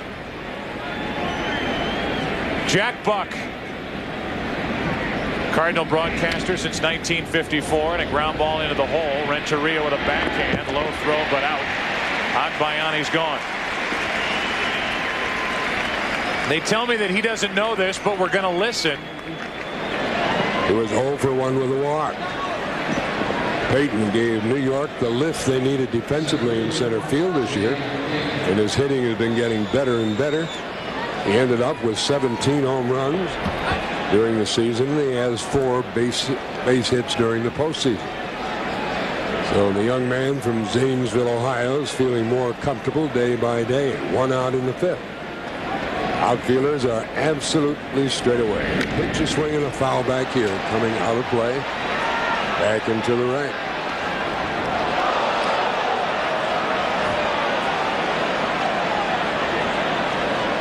Cardinal bullpen has seen no action since Reams came on in the first inning. After Ankiel delivered a walk, allowed a sacrifice fly, another walk, and an RBI double. With 2 wild pitches mixed in, it's 3-1 New York, and the pitch coming. Low and away to Peyton to even the count, 1-1.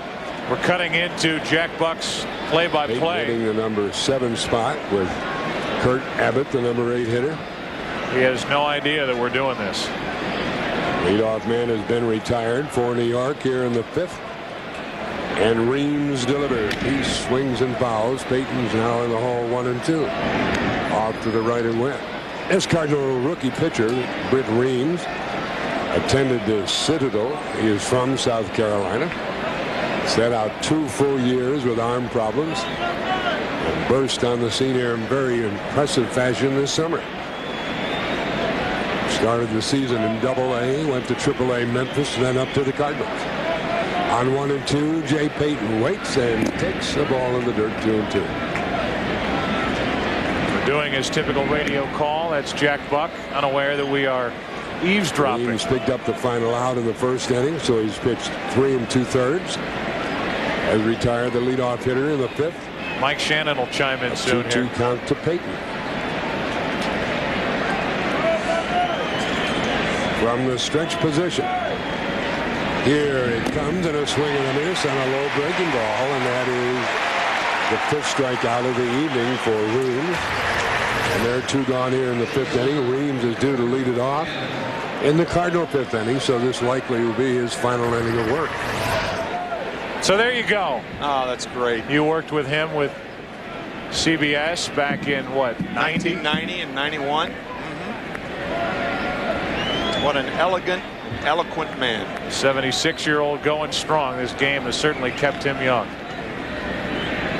2 out, nobody on. Kurt Abbott takes a breaking ball for a strike from Britt Reams. Well, you knew Jack was going to give Ohio a plug, right? Of course. Telling the folks that Reams went to the Citadel. Jay Peyton being from Zanesville, Ohio. Where's he from? Ohio. 1 ball, 1 strike.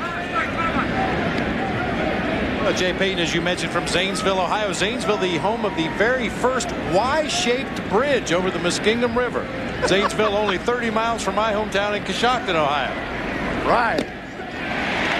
Chamber of Commerce is proud. Do they give tours of that Y-shaped bridge, Bob? Oh, of course they do. You know, the first tour goes left, the second tour goes right. 1 ball and 2 strikes on Kurt Abbott. 3-1, the Mets lead here in the 5th inning.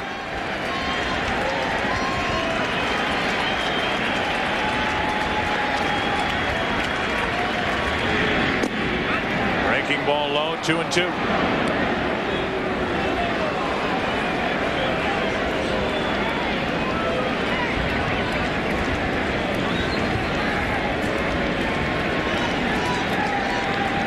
Two balls, 2 strikes, 2 out, nobody on. Abbott is gone. Bottom of the 5th, halfway through game 2. 3-1 Mets. 1985. Ozzie Smith at the plate. Game 5 against the Dodgers. Smith parks one into right, down the line. It may go. Go crazy, folks. Go crazy. It's a home run, and the Cardinals have won the game by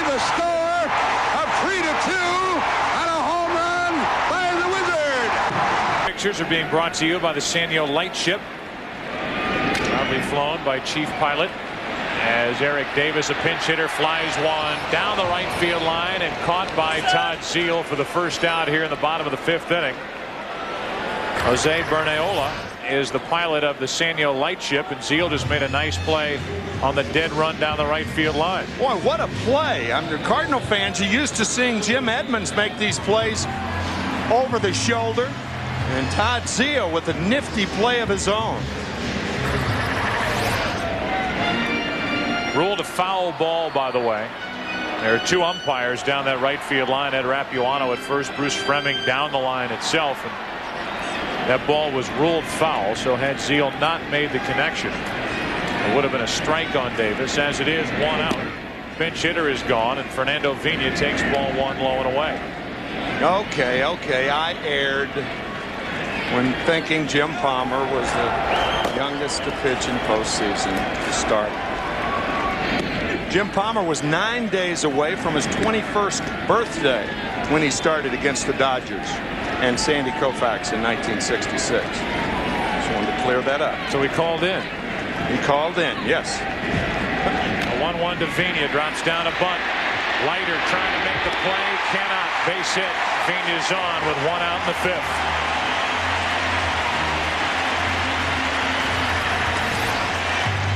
Fernando Vina taking advantage of Al Leiter slow getting off the mound. Al barehanded the ball, tried to get Fernando at first. No sense in using the glove here. That was not a particularly good bunt, but it doesn't have to be as good a bunt with Leiter on the mound. Now Vina's hit in all 5 postseason games this year for the Cardinals, his first year as a Cardinal. St. Louis traded for and got Vina from the Milwaukee Brewers. Here's Renteria, 1 on 1 out. Edgar so far tonight 2 for 2. Ball 1. See if Fernando Vina at first base gets as good a read as Renteria has gotten off Al Leiter.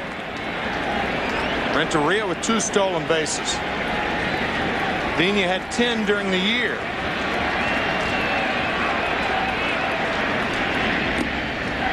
(2-0). Todd Zeile is in effect blocking Vina from seeing Leiter. We mentioned earlier that's one of the reasons that Bobby Valentine has the first baseman play off, to try to block the base runner's view of the pitcher. Tanking, but it's a strike, and it's 2-1. Renteria pulled the bat back after showing bunt. I believe the bat struck Piazza. Right into the glove with a ball. Yeah. That is not interference, by the way. The bat is coming back, and it was a bunt attempt. If, however, the bat's going forward and hits the glove, it's interference, and the batter is awarded first base. Error on the catcher.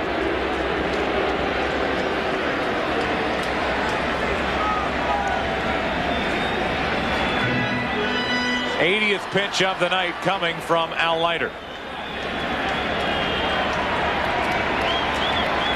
2 balls and a strike on Renteria.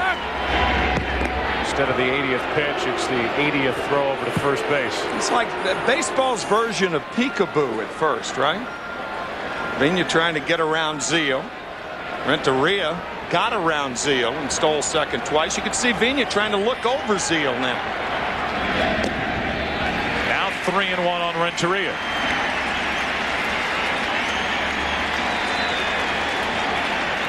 Earlier this year in a game against the Arizona Diamondbacks, Jay Bell, the Diamondbacks second baseman, in a very similar situation, positioned himself between Todd Zeile and first base. I guess what's fair for one is fair for the other. Jay Bell put himself in a position where Zeile could not break back to the bag at first. 3-1 on Renteria, and another throw over. That's one way to cope with that play, Bob.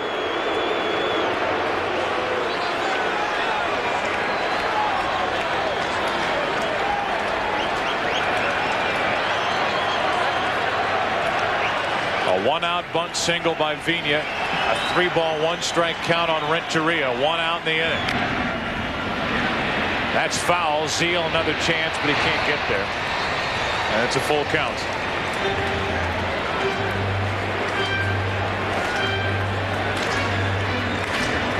You will see Vina in motion now. 3-2, 1 out. Big Mac awaits his turn. Britt Reams has had his 4 1/3 innings, 1 run, 3 hits, 3 walks, one of them an intentional walk, 6 strikeouts.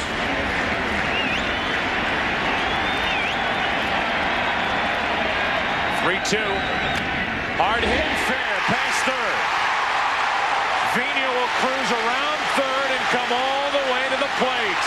RBI double, 3-2 Mets here in the 5th.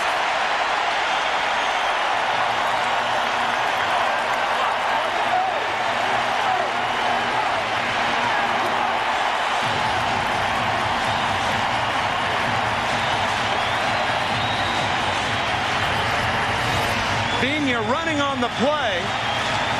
Renteria has not only solved the problem of Leiter on the bases, but at the bat. His 3rd hit. Renteria doubling with Vina running.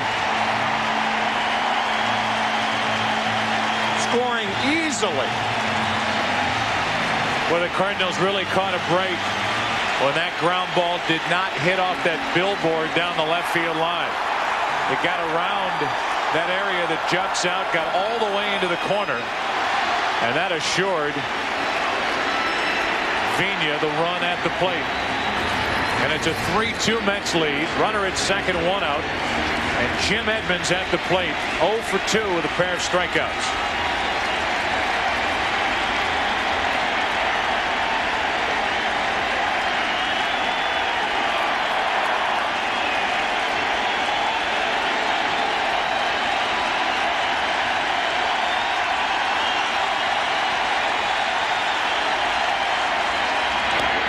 Ball 1.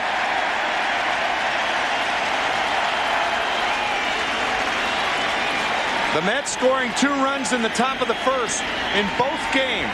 Took the crowd out early. They're back in it now in a big way.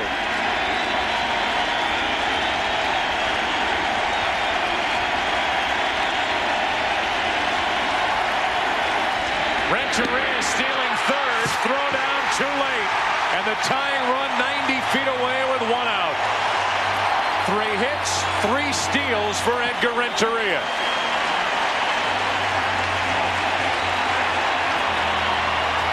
What a game he's already played. And we're only halfway through regulation. No chance for Piazza.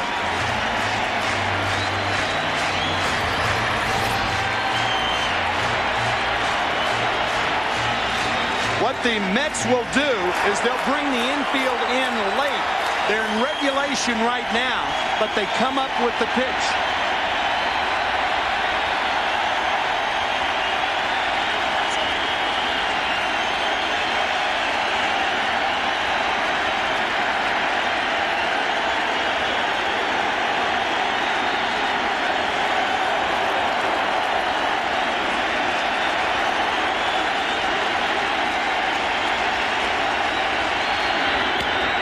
Edmonds, a fly ball to right. Perez coming in. And Renteria has to hold it third, 2 out, and a missed chance for Jim Edmonds. They throw behind Renteria over third, and he's back safely there with 2 out.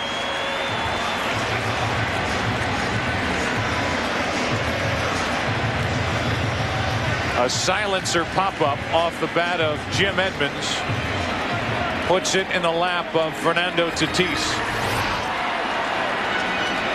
Jim Edmonds with yet another chance tonight.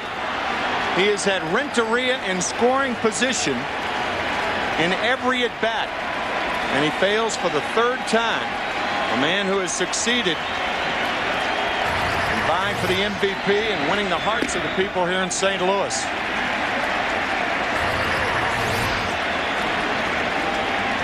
Perez at the end of the play waited until Renteria turned his back and then fired into third, and he was almost, he being Renteria, out. He's at third, 2 away. Tatis, 1 ball, 1 strike on that big swing by Tatis.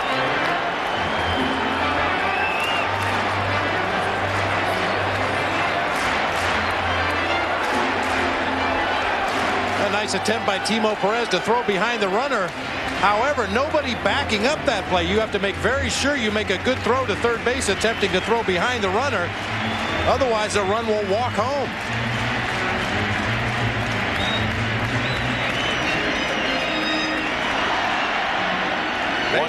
Baseball has seen Omar Vizquel score on a steal of home when a pitcher was in the stretch, a left-handed pitcher this year.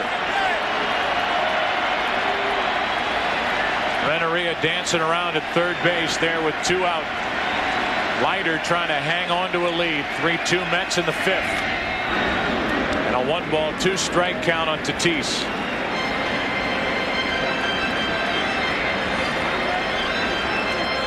Edgar Renteria has tied a National League Championship Series record with 3 stolen bases in this game.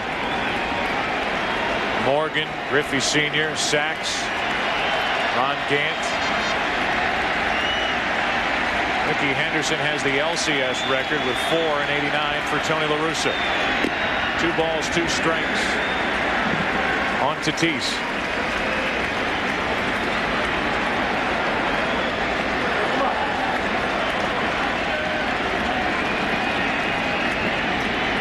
Ineffective down the stretch in the month of September for Tony La Russa, who put Tatis on the bench, making his first start of this postseason here tonight. And breaking his bat, popping one up down the left field line. And out of play.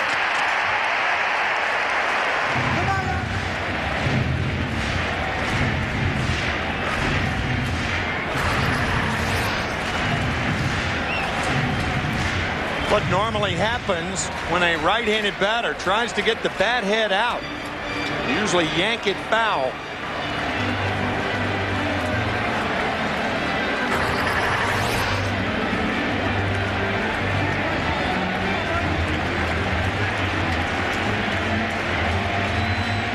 Up to 90 pitches on the night for Leiter.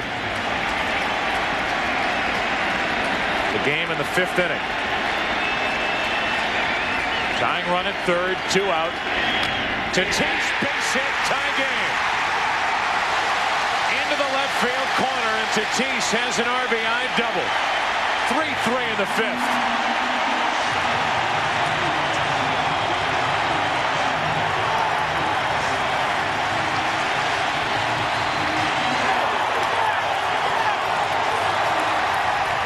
The bunt by Vigna, the double by Renteria, and now the double by Tatis.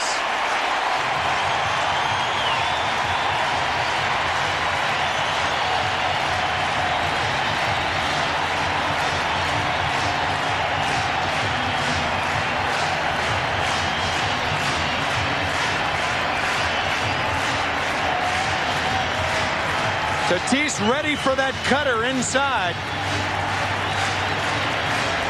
Found a fair hole.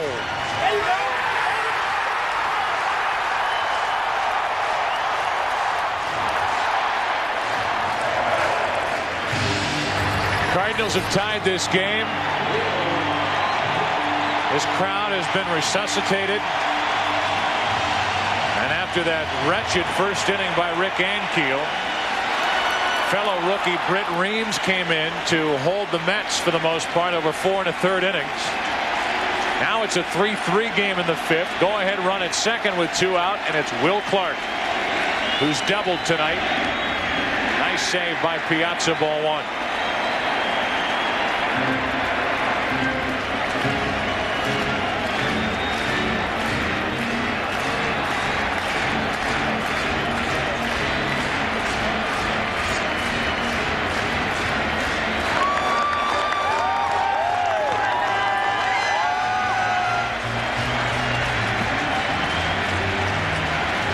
Will Clark in his career in LCS play is 24 out of 50.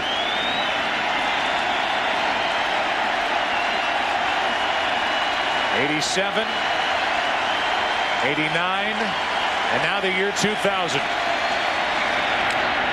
And he lifts one into left, should end the inning. Agbayani puts it away. The Cardinals come up with 2 runs in the 5th inning. Tatis has been struggling. He's been working with Mike Easler. Easler cheering his pupil here in the 5th. That's the man. That's the Tatis we know. That's him. Yeah. 6th inning, game 2, tied at 3. Craig Paquette is in the game at third base. Tatis, who just tied the game with an RBI double, is gone. He's on the bench, and on the mound is Matt Morris, the hard-throwing right-hander, coming back from that ligament transfer surgery, the Tommy John surgery he missed all of last year. Congratulations, Fernando Tatis. You just tied the game. Now have a seat next to me. And those who may not be familiar with the double switch, there were 2 players that entered into the game. And Paquette will bat 9th, and Matt Morris will bat 4th. The reason that managers do that is so they can get longer innings and a longer stint out of their reliever. Right now is Morris, and who so far has overmatched Leiter. It's 0-2. Al Leiter at the plate. And Timo Perez, then Edgardo Alfonso for the Mets here in the 6th inning in a 3-3 game. Cardinals desperately trying to get a win here tonight. They face an 0-2 deficit heading up to Shea for Saturday, Sunday, and Monday action. Monday if necessary. 2-2 from Morris. Boy, Marrero has had a nightmare of a game back there. That ball just ate him up. A fastball he expected. Looked like he hurt himself in the process. Normally a routine play. Leiter is gone, 1 away.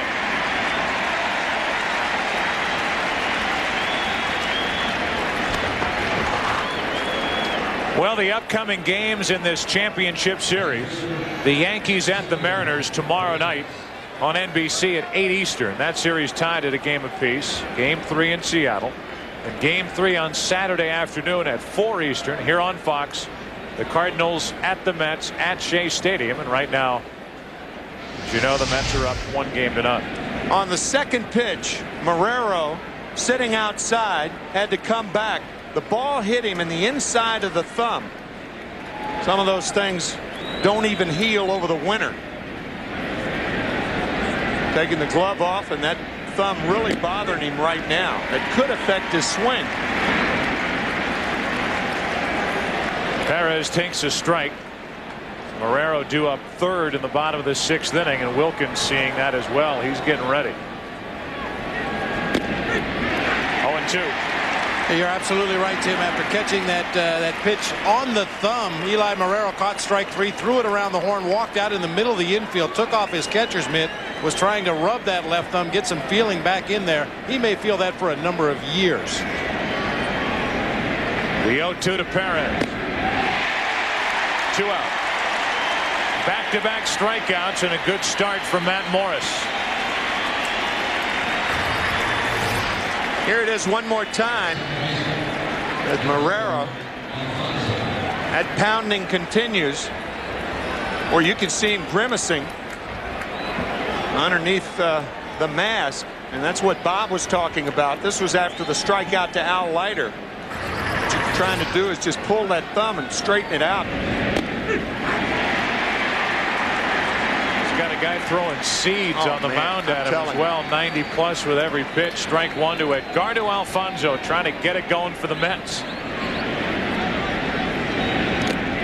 Now he has to dig one out of the dirt. 1 ball, 1 strike. Not only is Morris throwing hard, but he's like Leiter in that he throws heavy. Hard and heavy is a bad combination for a guy who has to swing the bat. I would not be surprised to see Tony La Russa pinch hit for Eli Marrero.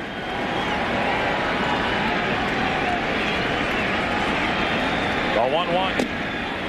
Down and in. So he's got his regular catcher out for the rest of the year with that knife wound. His ring finger on his right hand. He's got Carlos Hernandez with a bad back and Eli Marrero with a bad thumb. See him cradling these pitches as they come to the plate. And they count 3 balls and a strike, trying to, any way possible, lighten the pain as he receives the ball from Morris. That's exactly what he's doing. If it's his right thumb, he has trouble throwing. As a right-handed batter, his left thumb, he has a tough time swinging the bat. Full count on Alfonso with Piazza next.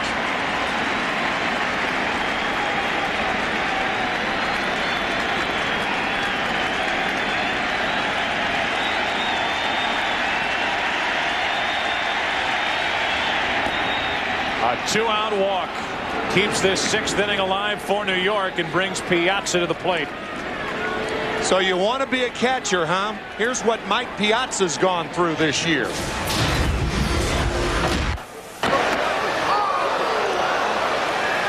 May 31st, a follow through from Sheffield, and then beamed on July 9th, the front of the helmet by Roger Clemens.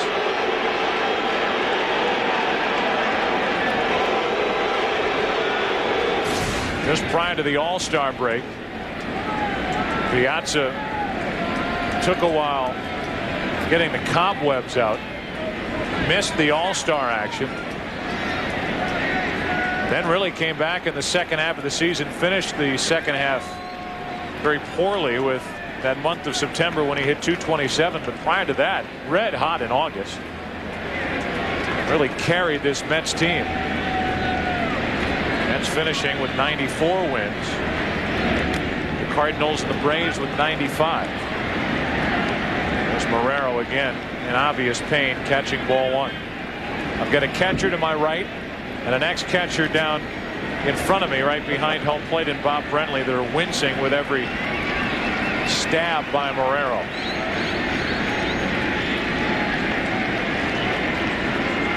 Piazza 5 out of 10 lifetime against Morris. 1 ball, 1 strike.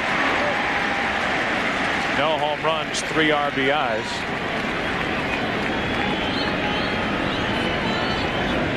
Our next Seton Hall Pirate, Matt Morris.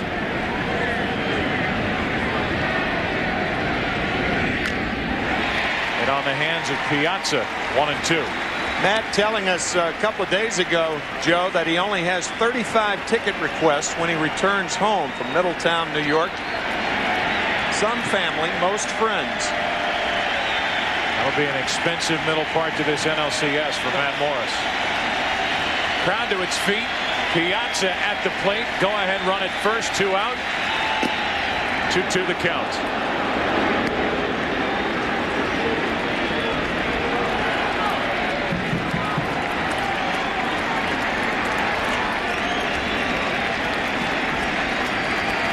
Morris out of the bullpen this year. Plan is for him to go back into the rotation next year.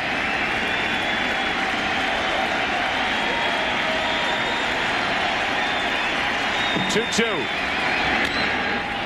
Into center field. Edmonds there.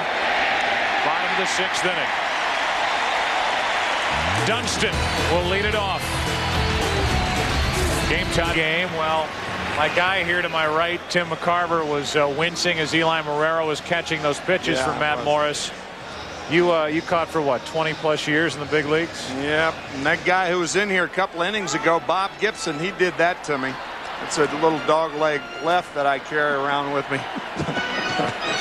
It looks like Marrero. It looks like Marrero will be able to continue. Bob Brentley, do your fans do anything grotesque? Well, my thumb used to bend that direction from an old basketball injury, but I got hit by a sinker on the thumb and it straightened it out. Actually, it looks pretty normal now. Therapeutic. Here was the play with Eli Marrero crossing over.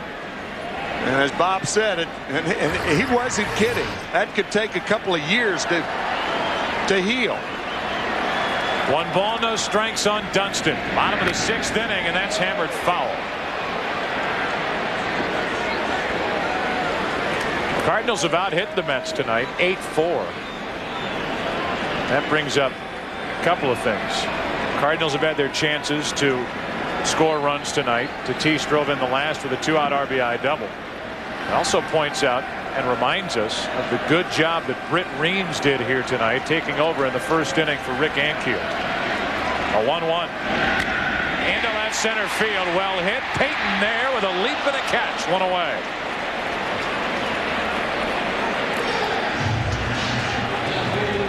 Boy, that ball was scalded to left center. Bobby Valentine calls Jay Payton one of the best outfielders in the National League. And when you think about all the time that he's missed.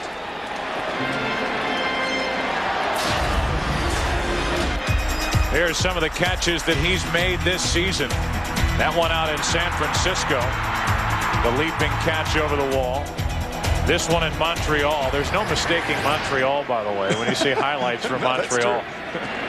Other ballparks, maybe. Here's Langford to strike over the outside corner. The story with Payton, though, he's had elbow surgeries. He's had all sorts of arm trouble. And when he couldn't throw the ball in the minor leagues and as he was rehabbing, the one thing he did do was track balls in the outfield. Stand out there during batting practice and go get one ball after another. So he could not throw. And by the way, he's got a very good throwing arm now, rehabbing that elbow. He's had 3 different procedures on the right elbow. But he learned a lot about going to get the ball in the gap, going back on a ball over his head. And that's why he is as good as he is in center field. 1 ball, 2 strikes on Langford. 2-2.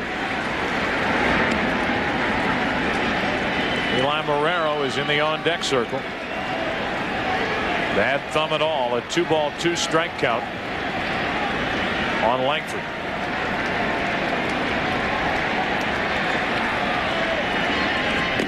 Langford strikes out again. Eli Marrero walks in.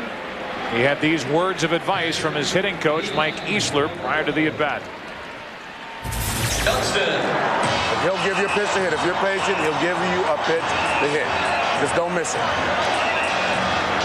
You're staying back good. You see how you laid off that curve on the dirt? The one you took, I forgot 1-2 pitch or something.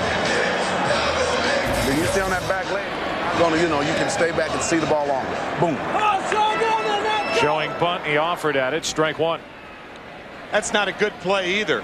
And the reason he may be bunting is because his thumb's killing him.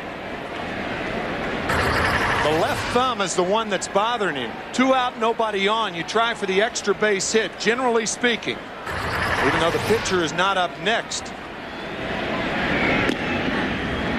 Leiter doesn't get that pitch. Good delivery. 1 ball, 1 strike. That left thumb is the thumb over which Marrero rolls that hand, and any kind of hard swing right here is painful. And a pop-up. Shallow center. Payton coming in. Abbott going out. And Abbott makes the catch. Marrero still has enough feeling in that thumb to throw the bat after that pop-up. And after 6, tied at 3. Back after this from your local Fox Sunday doubleheader, beginning with Terry, Howie, JB, and Chris on America's favorite pregame show. Jamal Anderson and the Falcons take on division rival Marshall Faulk and the Rams right here in St. Louis. Then Charlie Garner and the 49ers battle Brett Favre and the Packers, or other regional action. It all starts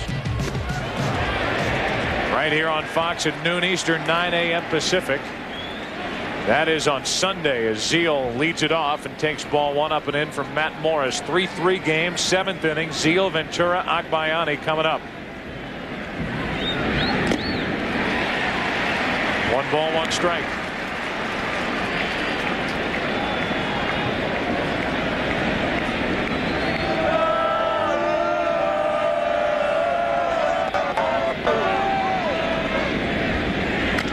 Zeal hits it well into left field. Langford, it's over his head. 1 hop up against the wall, and Zeal's got a leadoff double here in the 7th inning.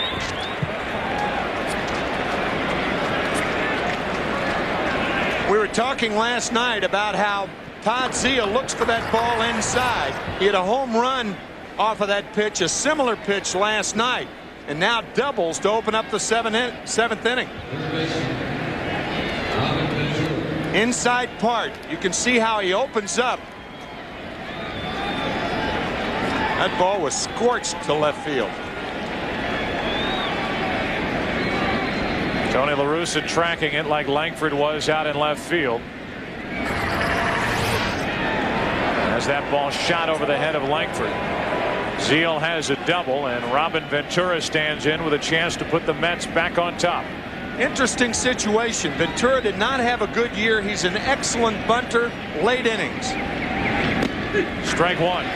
Robin will lay down a bunt for a base hit occasionally. Did not appear to be bunting on that first hit. Of course, two right-handed hitters coming up. A walk, a single, and a ground out tonight for Ventura, facing Morris for the first time. One after one, up and out of the strike zone, 0-2. Ventura with the bases loaded his last time up against Reams in the fourth. 3-2 pitch hit right on the button, but Vigna was there.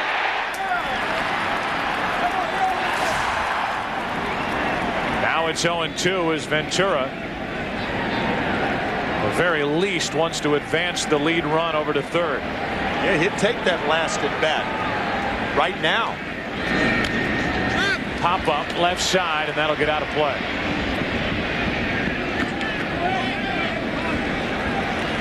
Usually a hitting instructor or a manager, as Benny Agbayani waits on deck, they will, particularly a left-handed hitter, they'll have him try to pull the ball up to 2 strikes.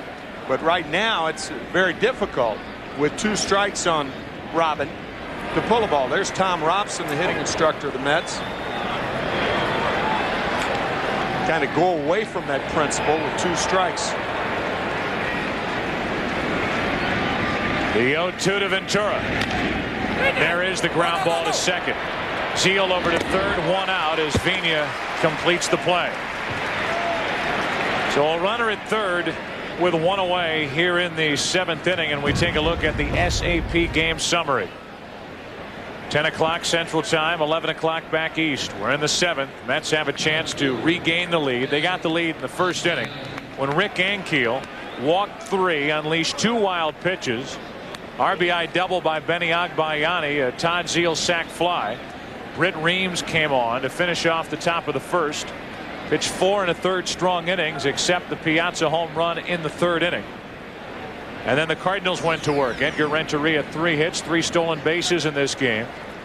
He scored the tying run in the bottom of the 5th on a 2-out RBI double by Fernando Tatis. And now with a runner at third, 1 out, Dave Duncan trots out to talk to Morris with Agbayani, the scheduled hitter for the Mets.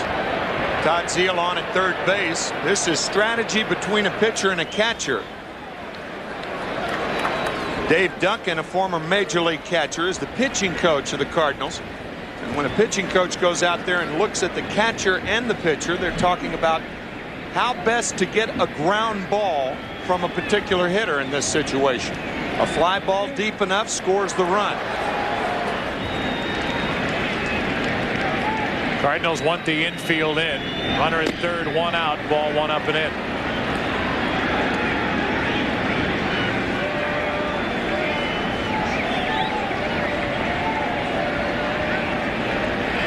A leadoff double by Zeal, went to third, and the ground out by Ventura.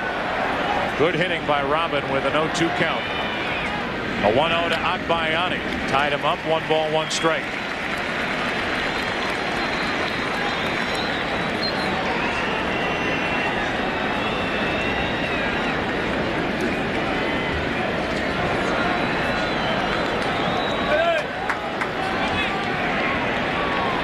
Run Zeal with 1 away over at third.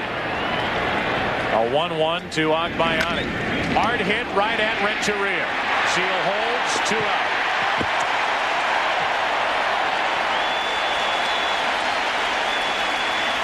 Morris got the ground ball, and that's why Tony La Russa played the infield in. If the infield's back, Zeal goes on contact. Ball hit very hard. A good play by Renteria. Morris gets his ground ball at an infielder. Renteria's had some kind of night. Boy. He may fly the team up to New York after the game. He has played some ball game. Jay Payton, who has already been a postseason hero for the Mets, at the plate with a go-ahead run at third, 2 out. Tie game, top of the 7th, dealing with Matt Morris. And a pop-up. Leadoff double by the Mets. Wasted. Time to stretch in St. Louis. The fans just got a head start on it. Bottom of the 7th, Cardinals bat tied at 3.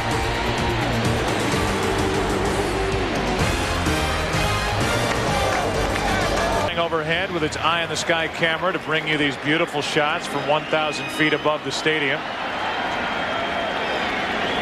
Another nice night where the weather has been absolutely ideal here in St. Louis and across the Midwest during this past week. Here's Paquette, first at bat of the night, took over in the double switch when the Cardinals brought in Morris in the 6th inning. And Leiter, who has had a long 6 innings, goes back to work in the 7th. 3-3 game. Up over 100 pitches already for Leiter. Paquette chased one out of the zone, 0-2. Robin Ventura in late innings, as you see Vina on deck. Robin Ventura not on the line, but he's not off the line either. It's a moderate way of guarding the line. And you have to do that with a right-handed batter up because of Leiter's cutter inside. If the right-hander puts it in play, more often than not, it's going to be down the left field line. Tatis and Renteria showed that their last times up. 1-2 on Paquette, who last year was with the Mets. He came to St. Louis when the Cardinals traded Dunston to New York. Now the Cardinals have both Dunston and Paquette in this game, taking on the Mets as Turk Wendell gets loose for New York out in their bullpen. 1-2 pitch, got him. Strikeout number 9 for Al Leiter.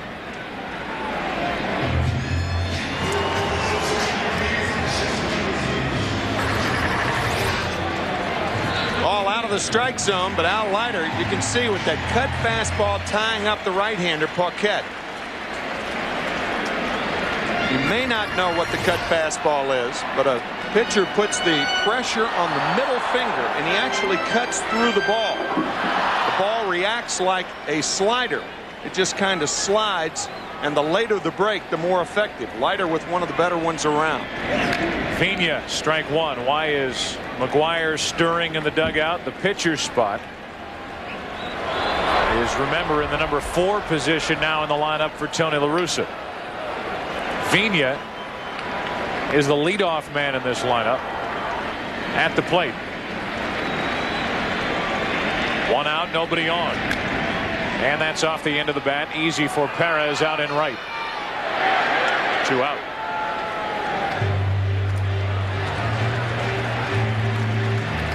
And now so far the player of the game, at least on the St. Louis side, Edgar Renteria walks in.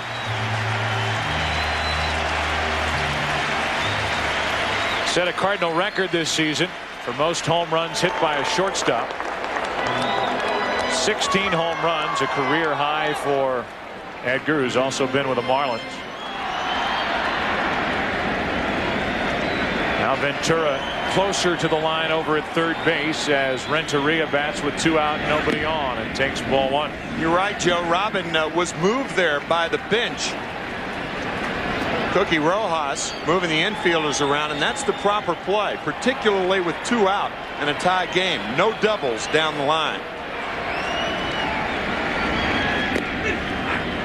Took a strike, 1 ball, 1 strike.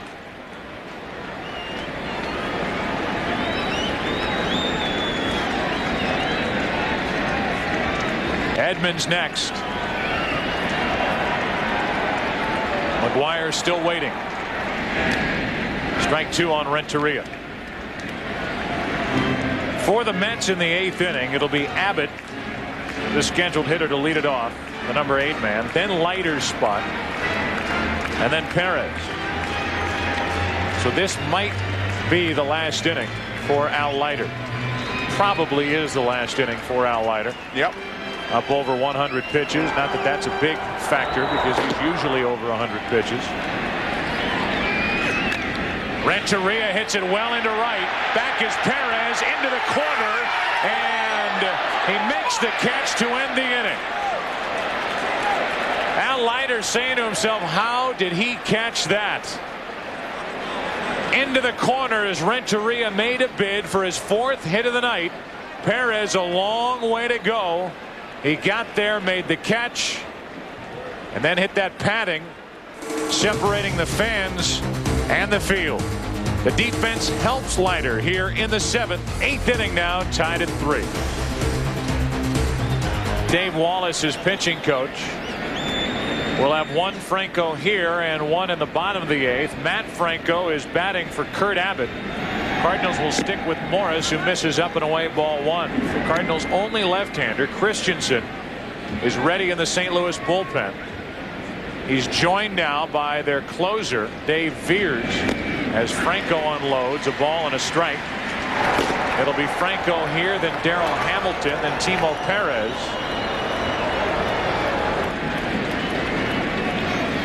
It's interesting that Veers is the one getting loose.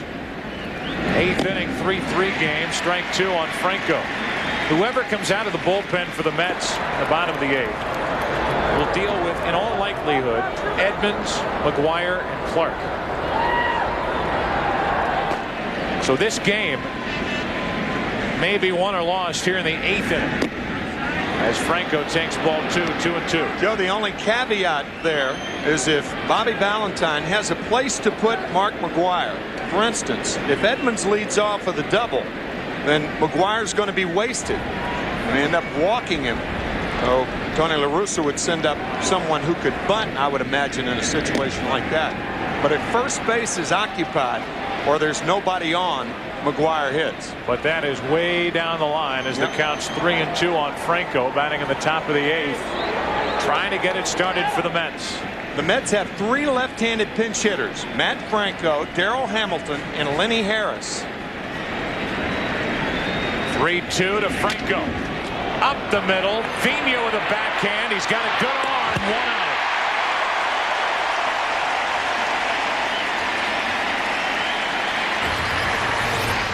He shows the good arm here. This ball may have been touched by Matt Morris. Watch how Vina plants and guns out Franco. Nice play.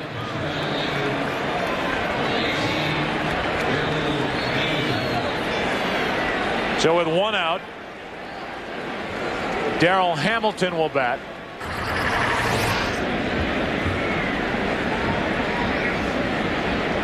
He'll be followed by Perez, so a couple of left-handed batters, and the Cardinals stick with Morris. 1 out, nobody on. Hamilton, strike 1. Darryl Hamilton with 2 key pinch hits in the divisional series. Timo Perez on deck. 1 ball, 1 strike.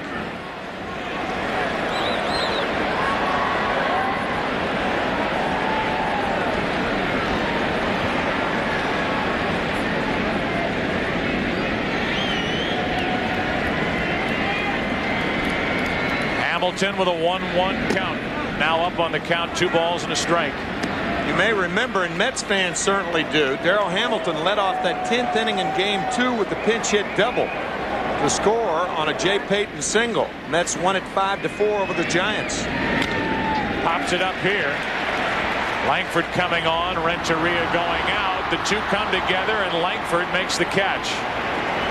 Renteria trying to do a little too much here in the 8th inning.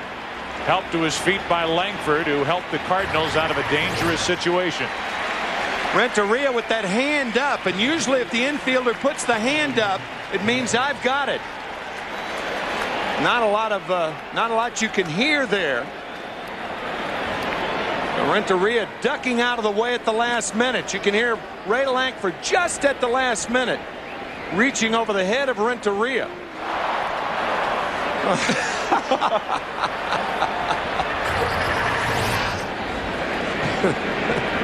I'm having a big one.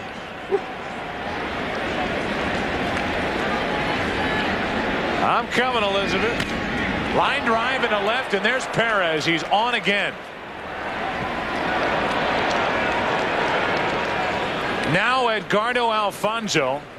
We came on the air talking about Edgardo Alfonzo and a decision for Tony La Russa. Does he go get his fresh closer Dave Veers, or does he stick with Matt Morris to deal with a right-handed hitting second baseman? Well, the one thing, another thing to consider here, as Dave Duncan comes out, I think he wants to talk about Perez. I don't think they're going to make a move here. I don't think. But to remind him that Perez is a fast runner and Alfonso is an excellent two-strike hitter. Now what that means is that he could take a pitch or two, give Perez a chance to steal second base. And if he's thrown out, Alfonso's leading off the ninth inning. Alfonso's very good at doing that. And he's very good from the seventh inning on. Toast to the town. He's starting to get the headlines that he's the best Major League Baseball player in New York, and that's taking into consideration his teammate Piazza, Bernie Williams, Derek Jeter. During the regular season with runners on, he hit .346. From the seventh inning on, .377. This postseason, he's driven in a run in 4 straight games. He hasn't done so here tonight. And he's 3 for 7 with runners in scoring position. Edgardo Alfonso this season 6 for 11, a .545 batting average against the Cardinal pitcher on the mound, Matt Morris. 111, 1 for 9 against Dave Veers, the relief pitcher in the bullpen. Perhaps Veers is not quite ready to come into this game right now. Morris 2-0. On deck is Piazza. We talked earlier that no manager is any more into the numbers in head-to-head matchups than Tony La Russa. He is well aware of what Bob Brentley just told our viewing and listening audience. But they stick with Morris. That's foul. And Paquette on the line at third base. Particularly playing the count. Renteria in the hole. There's Craig Paquette. Trying to make 2 hits beat the Cardinals instead of 1. And those are the myriad numbers that Joe was talking about. The hitting charge that Dave Duncan does and has done as pitching coach for Tony La Russa since 1986.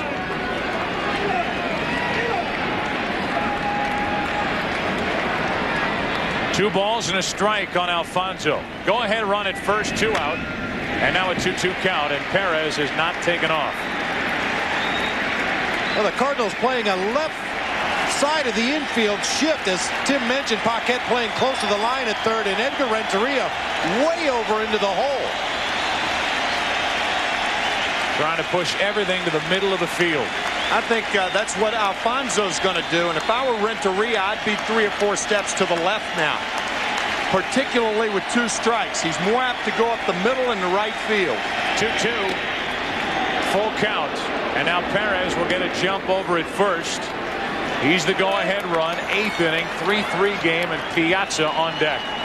I don't like what Clark's doing here. Will is holding Perez on instead of normally playing behind the runner with 3-2, 2 outs. They do not want Perez to have a chance to score on a double. 3-2 on Alfonso. And a base hit into right center field. That might score Perez. Edmonds comes up throwing. Here comes Timo to the plate.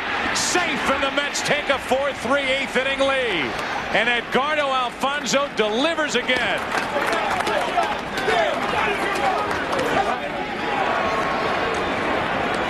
A 3-2 count made all the difference. The head start got Timo Perez to the plate.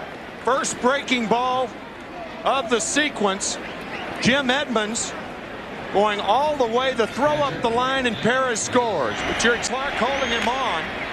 Perez running hard all the way, knowing he had a chance, slipping around second base, being waved home by Cookie Rojas. Alfonso strikes again. Man.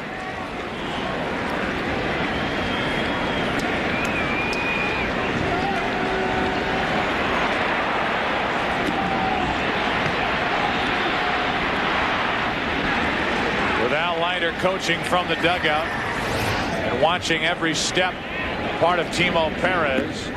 He scores the go-ahead run. Now an intentional pass being handed to Piazza, and the inning will fall on Seal. with 2 on and 2 out. The Cardinal team plane is due into New York in the early hours Friday morning.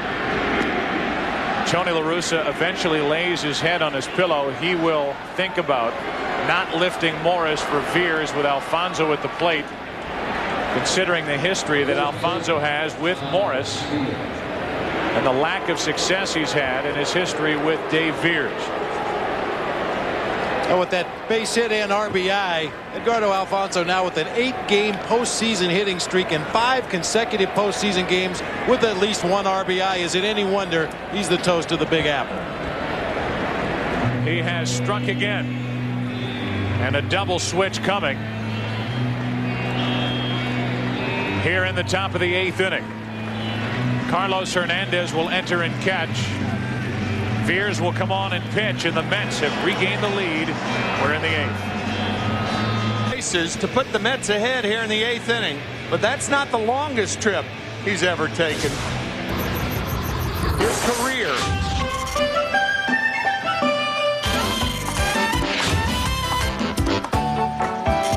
Last 2 seasons starting in Japan, back to the Dominican, Port St. Lucie when he was signed to a minor league contract by the Mets, to Norfolk where he hit .357, and he has made a grand entrance on Broadway. The last month of the season and now here in the postseason. And this might be the most important trip of his life right here. 3-2 the count, 2 outs off of the pitch. That puts the Mets on top 4-3. And now with 2 on 2 out, Dave Veers pitching to Zeal, and strike 1. This Mets team lacked speed prior to Perez's arrival. He has changed that dynamic with his team. Saw Carlos Hernandez in to catch, and the numbers during the regular season for Veers, a .285 ERA. Zeal gets 1 off the end of the bat, 0-2. Veers was 29 out of 36 in save chances. Not that this is one. That's the kind of success he had out of the bullpen this season for St. Louis. Joe, one thing should be brought up. In a 3-3 ball game in the 8th inning, the outfield's going to be playing a prevent defense, no doubles. And by playing too deep, the Cardinals may have given a double to Edgardo Alfonso and allowed Perez to score. Zeal lines 1 into left field. Here comes Alfonso. Throw by Langford, cut off, and they have Piazza hung up between 2nd and 3rd. Vina applies the tag, and as the top of the 8th inning is finished, it's a 5-3 Mets lead. Todd Zeal is now 5 out of 12 in his career against Dave Veers. 2 homers, 7 RBIs. Alfonso put the Mets on top. Zeal adds to it. 5-3 New York. Bottom. Busch Stadium in downtown St. Louis. Right now a 5-3 lead. Here's Alfonso scoring on the hit by Zeal, and Piazza hung up between 2nd and 3rd. And an excellent play by Piazza. When you're running the bases, you don't know whether the throw is online or not. The Mets are in a situation where they would gladly exchange an out for a run. So Piazza, by trying to go to 3rd, made Paquette cut the ball off. Piazza's out, but Alfonso scores a very important 6th run of the game. Make that the 5th run of the game. But it gives the Mets a 2-run lead as Bordick is now the shortstop. Matt Franco stays in the game, so he's in the number 8 spot playing first base. The other Franco on this team, John Franco, is on the mound. Mentioned last night from Brooklyn. 5-4 record during the regular season. 4 saves.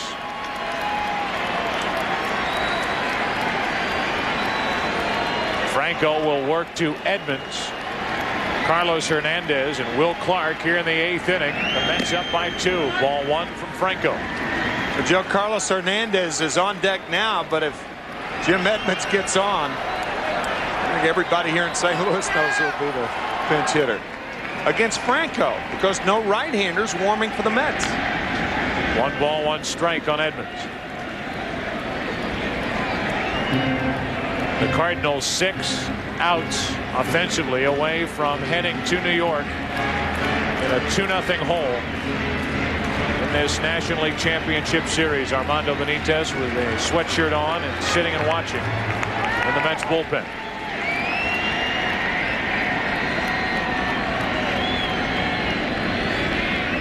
John Franco, who wears that orange t-shirt under his uniform top to honor his father. It says Department of Sanitation on it. Father, 19 years,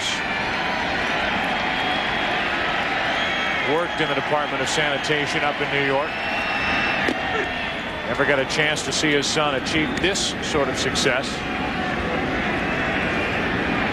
It's a 1-ball, 2-strike count on Edmonds. So far, 2 out of 8 in this NLCS.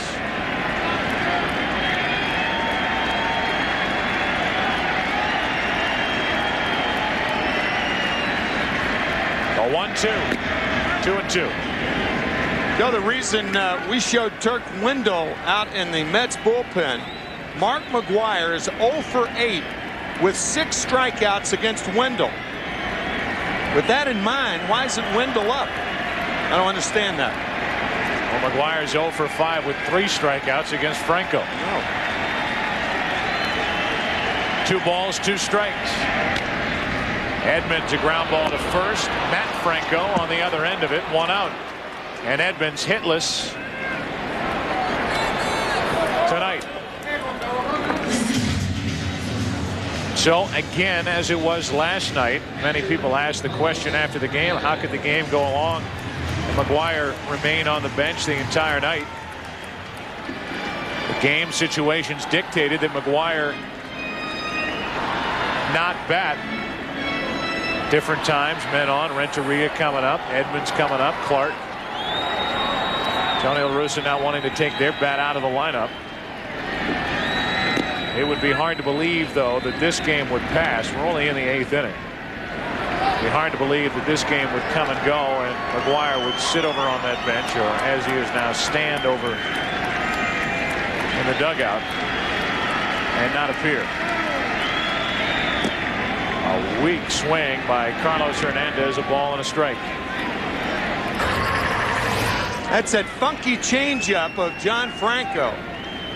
Franco actually can be more effective against right-handed batters because of that changeup. He rarely throws it against left-handers. 2 balls and a strike. Will Clark next. Then Dunstan's spot, and you start to get back into an area in the lineup where you could see McGwire in the right circumstance. 5-3 Mets, 8th inning. Trying to win the first 2 games of this NLCS on the road.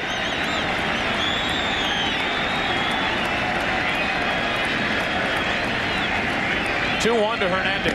Not close. 3 balls and a strike.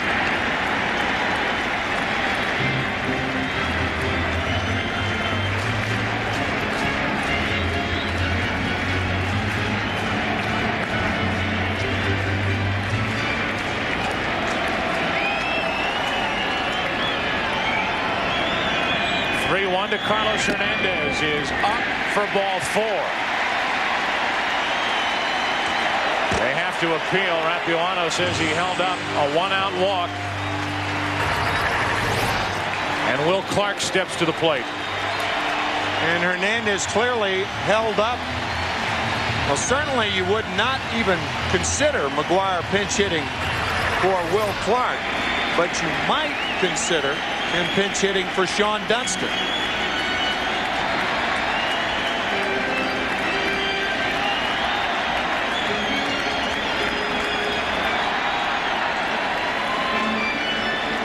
Turk Wendell getting loose again for the Mets out in their bullpen. With an eye on Dunston on deck and McGwire in the dugout. Right now, 1 on, 1 out for Will Clark. Line drive, fair toward the right field corner. Hernandez will go to third. Oquendo will hold him there. Perez does a great job of getting that ball back into the infield and keeping Clark at first with a well-placed single. Now a chance to see McGuire. Broken bat base hit. What a play by Perez, as you said, Joe, to hold Will Clark to a single. Second consecutive inning, Perez has made a good defensive play.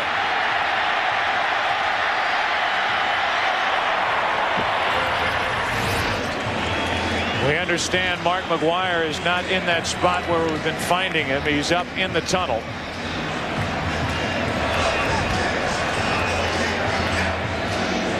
Stretching, doing whatever it is he's doing.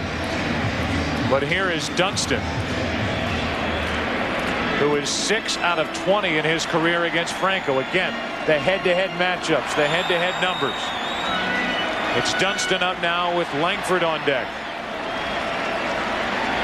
Another spot where we could see McGuire.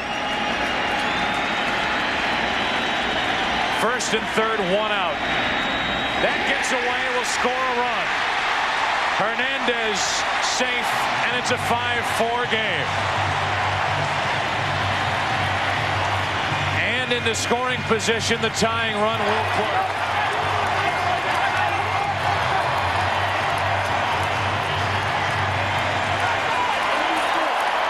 That was that changeup getting away from Mike Piazza. You can see Piazza giving up a wild pitch in last night's ball game on a similar pitch. Ball hitting the heel of the glove. That is not textbook by Mike Piazza on how to block a ball in the dirt. Dunston now with a chance to tie the game with a hit. The slow-footed Will Clark, the tying run at second, 1 out. 5-4 Mets here in the 8th, and now the RBI by Zeal. The top of this 8th inning is the difference.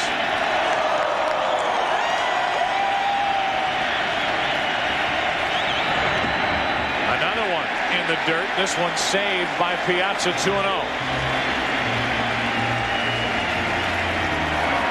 If Dunston walks, I think you're going to see McGuire and Wendell. And you say it that way because if Dunston makes it out here and first base is left open, it would be rather inviting for the Mets to intentionally walk McGuire. Sure. If he's sent to the plate as the pinch hitter.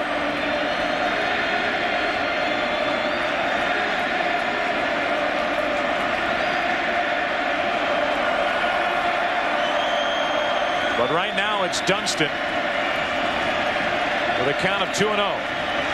Tying run at second, 1 out, 8th inning, 5-4 Mets. 2-1, and Dunston was taken.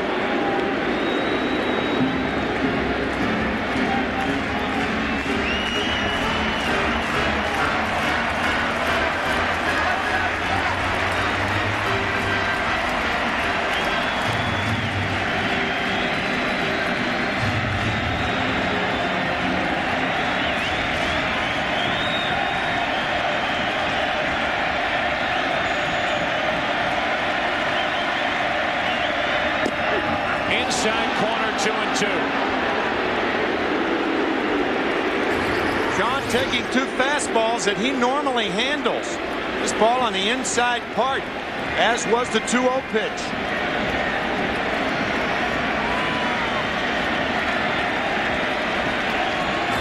Two balls, 2 strikes. It was 2-0. Tying run at second, 1 out, 8th inning of game 2. Dunston stays alive, and that foul tip caught a piece of Piazza.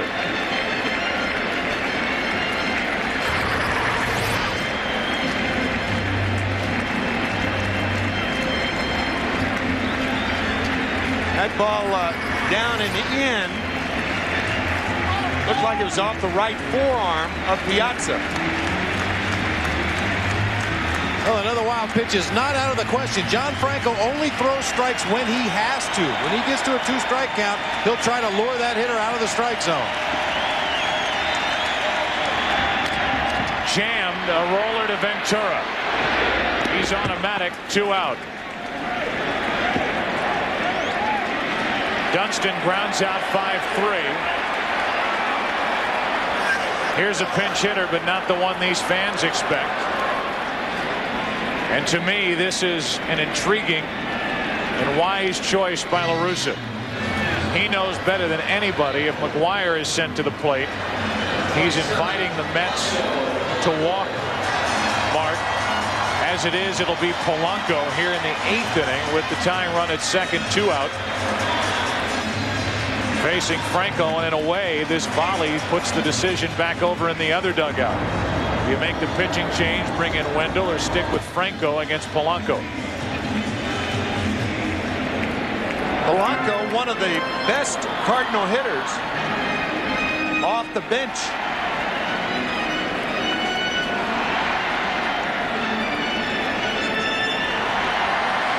And Big Mac. Dave Wallace coming out of the dugout, making sure that Polanco was announced. And I think Bobby Valentine. Well, Wallace is running out there, and usually when he runs, that means he'll lead the pitcher in there. Dennis Cook, a left-hander, joining Wendell out of the Mets bullpen. Tony La Russa also has J.D. Drew on the bench. So if they go to the right-hander, I would imagine J.D. Drew would be called on to pinch hit for Polanco. Well, they've made the call to the bullpen.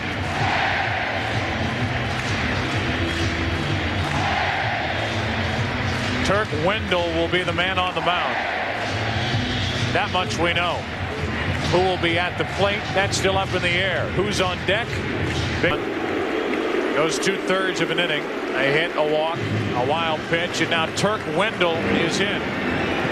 Slams down the rosin bag. The numbers during the regular season. And he will deal with J.D. Drew off the bench to bat for Polanco, who was announced as the pinch hitter for Ray Langford. These two facing one another for the first time ever. Tying run at second, 2 out. Strike one from Wendell.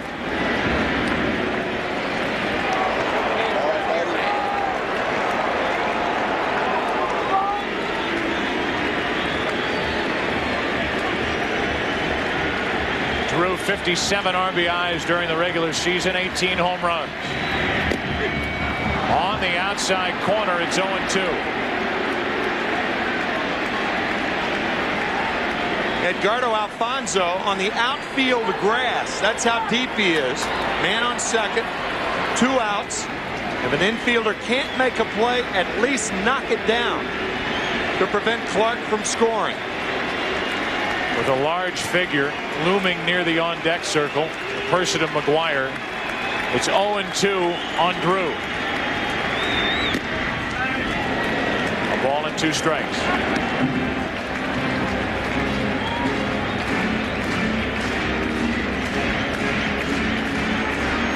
Game 2 of this league championship series.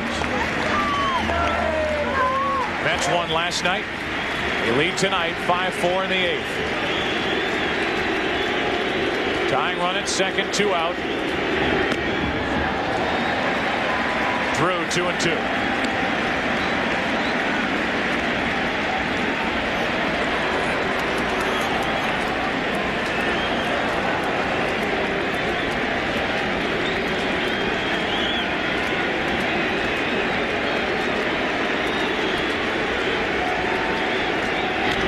Into center field. This game is tied. Knocks it down. Drew's at second. The go-ahead run. 5-5 in the 8th.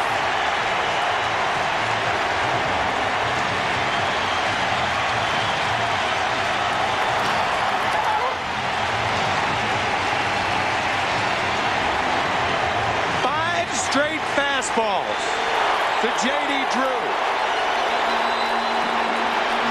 He ended up hitting a seemingly impossible pitch. Watch him dive out over the plate and plunk it into center field. What a piece of hitting by Drew. And now this is an easy call right here.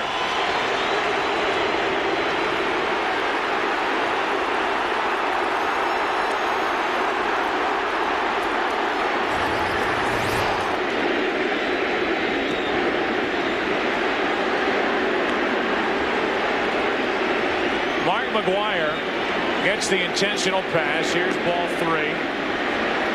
The only other reserve that Tony La Russa has is Rick Wilkins, the third catcher on this active roster. He's already used Marrero and now Carlos Hernandez. Paquette will bat with 2 on, 2 out. We'll have a pinch runner, Darryl Kyle, last night's Game 1 starter for the Cardinals. He'll run for McGuire. I get your drift, Joe, because Carlos Hernandez is already in the game. He's the second catcher. If you pinch hit Rick Wilkins there instead of McGuire, then what you're doing is you're wasting your third catcher, and you have no one to go in to catch should something happen in that very vulnerable position. Well, what this does do is get Dave Veers out of the game by pinch hitting McGuire. Veers is gone, and Mike Timlin is getting ready for the Cardinals in their bullpen. Veers only facing 1 batter tonight. 2 on, 2 out. Paquette at the plate. He could put the Cardinals on top. But really no real choice there for Tony La Russa. You're not going to send in a pitcher to swing the bat and end this 8th inning here. He's got a chance. The Cardinals have a chance with a hit out of Paquette to take the lead for the first time tonight.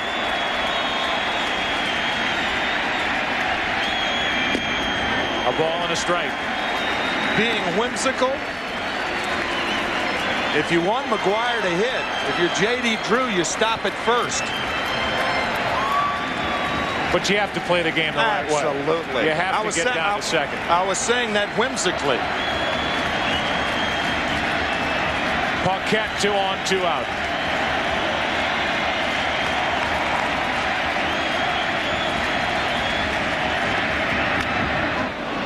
A clunker back foul and out of play. Strike 2. So Timlin will be on the mound for St. Louis in the top of the 9th inning. Either trying to keep it tied or trying to save it for Dave Veers. Right now, that's up to Paquette and Turk Wendell.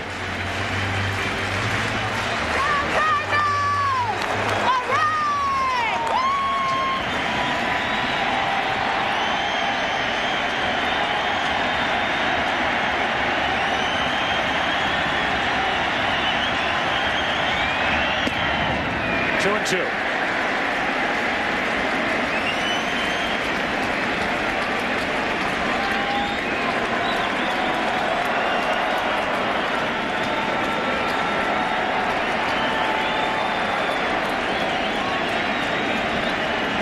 Paquette struck out back in the 7th. That was against Leiter. He has a chance here to put St. Louis on top for the first time in this LCS.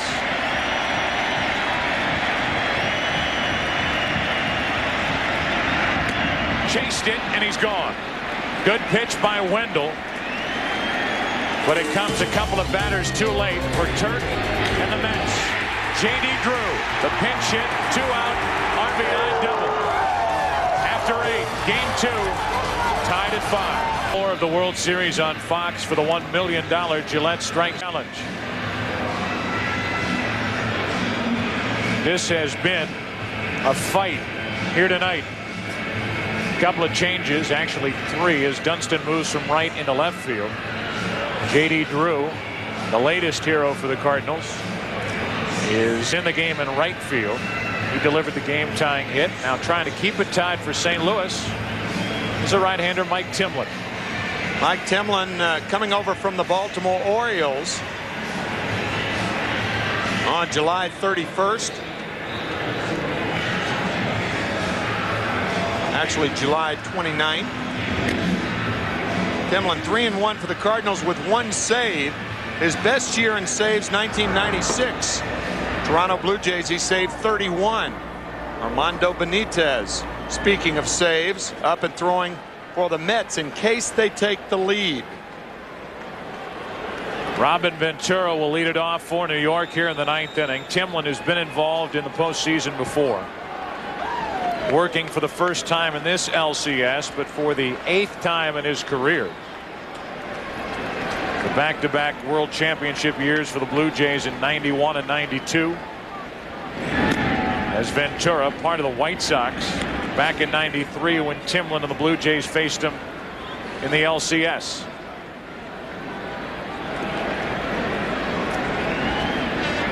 Ventura leading it off. Timlin throws as hard as anyone the Cardinals have out of their bullpen. The problem with him is control.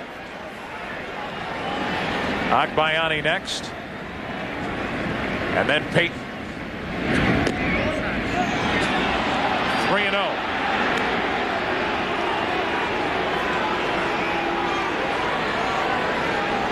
One would not assume Ventura will be swinging here, but he might be.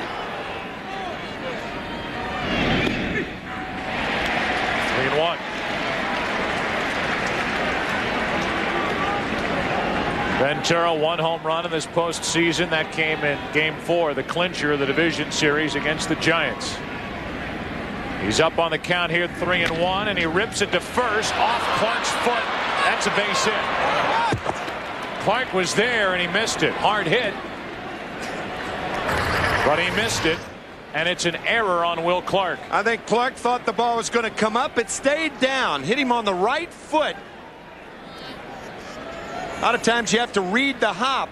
Will failed to do that. The ball stayed down, hit him in the right foot, and an error to open up the 9th inning on Will Clark. Now you ask the question of Agbayani, is he up there to bunt? He hasn't bunted all year. Some guys get to the big leagues, they don't know how to bunt. They're just wasting it bad. I think he'll be swinging. Go ahead, run it first with nobody out. 9th inning, a 5-5 game. Saying if Agbayani would tip his hand, and he did not square around. For the Mets, 5 of their last 9 postseason wins came in their last at bat.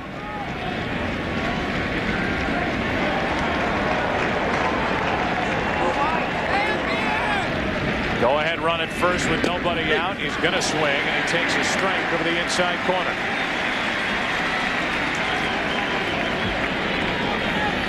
Jay Payton next as Agbayani checks with Cookie Rojas, the third base coach for the Mets. Benitez gets loose out beyond the left center field wall.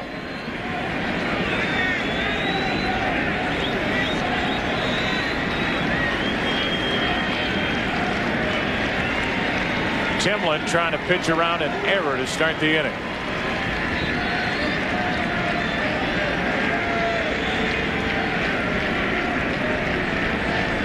Now he's going to bunt, and he jabs at it. Could not have rolled it out there any better. Sacrifice good, 3-4, and down to second is Ventura, 1 away.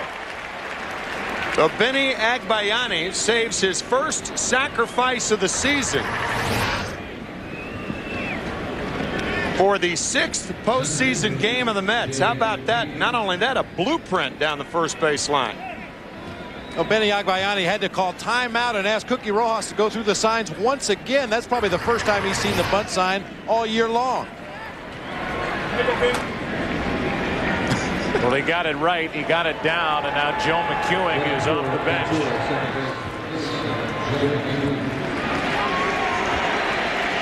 McEwing still, even in this situation, draws a nice reaction from the fans here in St. Louis. Ventura reaching on the error is gone. Lifted for the pinch runner. They gain some speed with McEwing on the bases.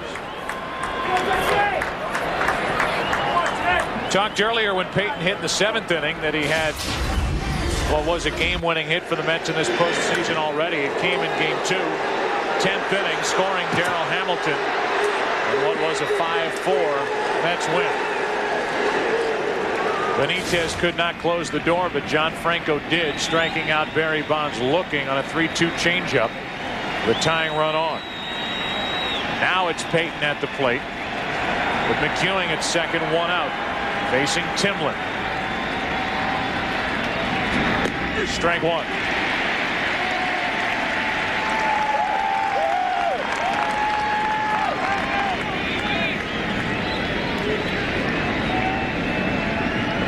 after Payton, it's now Matt Franco in the lineup.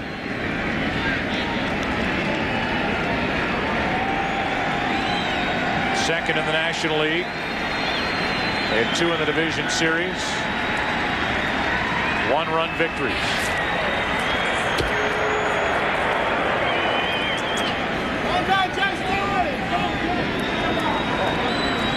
The Cardinals in the bottom of the 9th inning will have the top of the order. Vina, Renteria, Edmonds.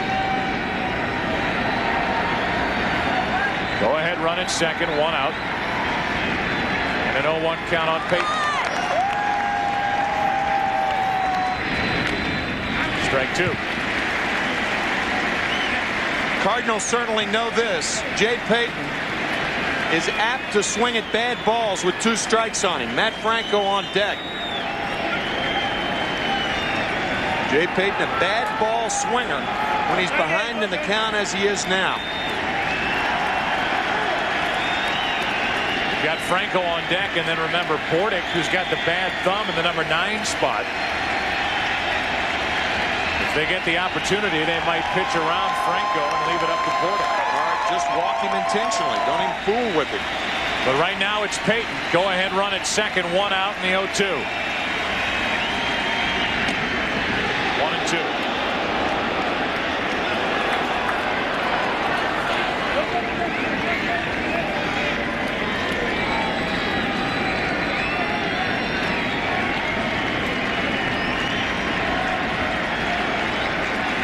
Guys that have been so vital in the success of each of these 2 teams. So many just sitting and watching. Along with these fans, along with you. 1 ball, 2 strikes. Runner at second, 1 out. Pickoff play back at second. 2 strikes on this hitter, Payton. That's taking a chance with 1 out here in the inning. Well, that's what speed does. It detracts you from the task at hand. McEwing bouncing around back there. Cardinals know that.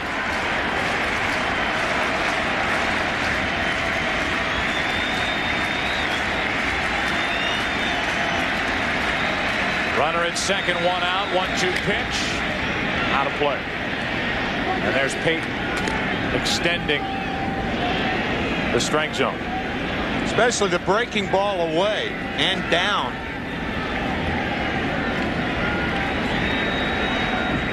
A lot of young hitters are like that, and yes, Jay Payton is a young hitter. No, he's 27 years old, his first full year in the big leagues. Dennis Cook getting ready for the Mets. May enter if this game stays 5-5 in the bottom of the 9th. Timlin's 1-2. Another foul out of play.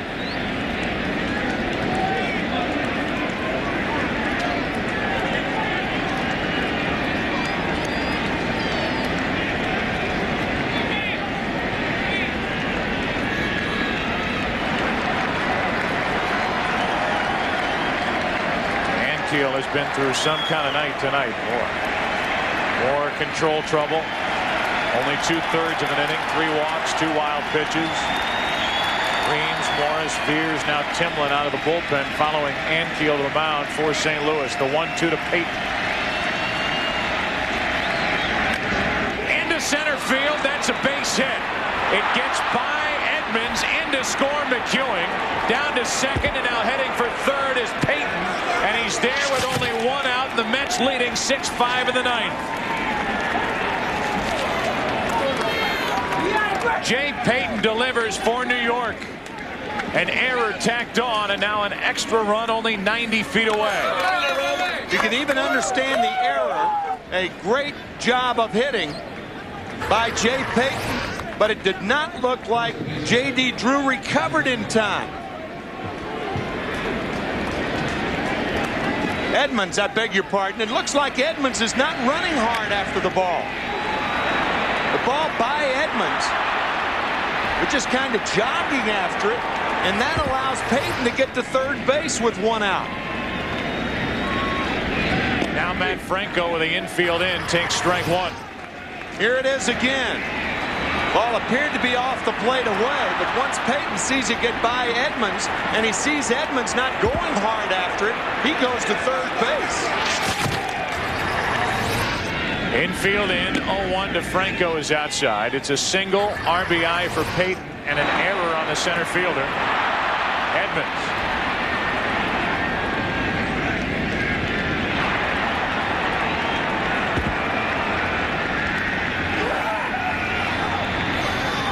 One reaction to the next, and now Matt Franco in the hole, 1-2. A run in any language.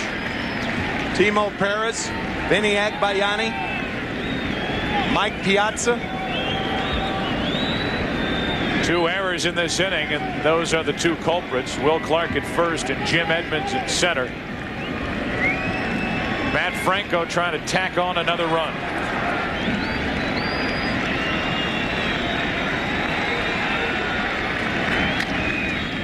For the second baseman, Vina. Payton holds at third, and he's there with 2 out. Here's what we were talking about with Jim Edmonds, the center fielder. Payton hits the ball hard. No chance for Jim to make the play. But watch after the ball gets by him.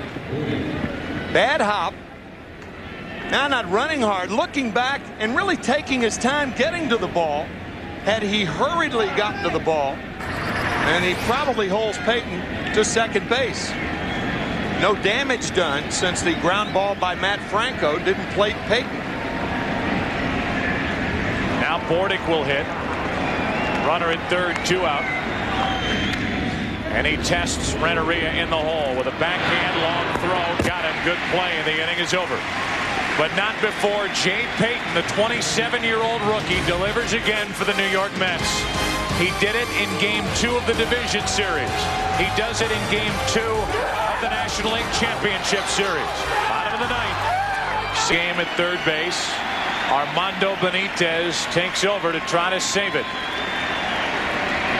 Vina, ball 1. A quick glimpse of those stats. 7 postseason home runs allowed in the young career of Armando Benitez. Vina, 1 ball, 1 strike. Steve Lyons talking about Armando Benitez and his propensity to give up the long ball in the month of October. Not a home run threat to the plate here, and Vina's up on the count, 2 balls and a strike.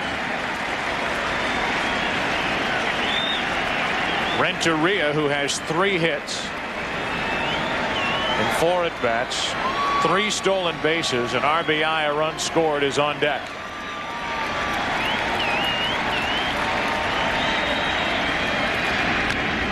Vina pops it up, and that'll get out of play. 2-2.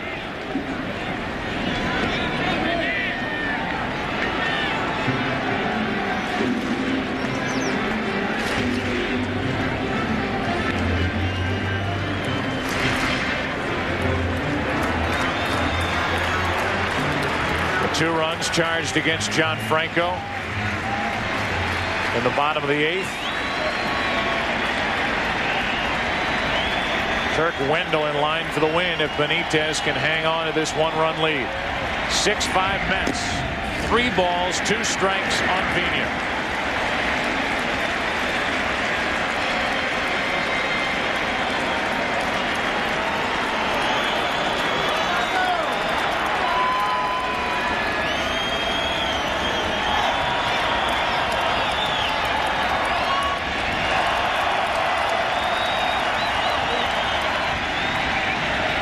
Vina leading off, pops it up.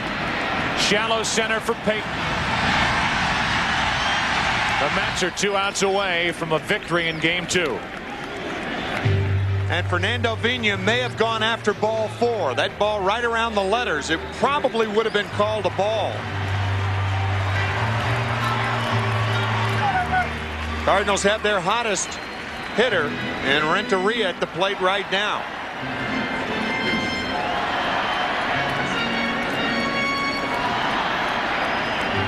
Now it's Renteria. With Edmonds on deck.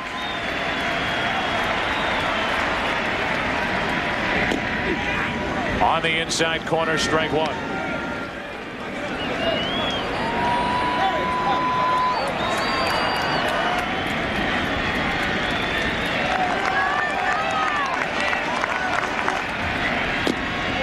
One ball, 1 strike.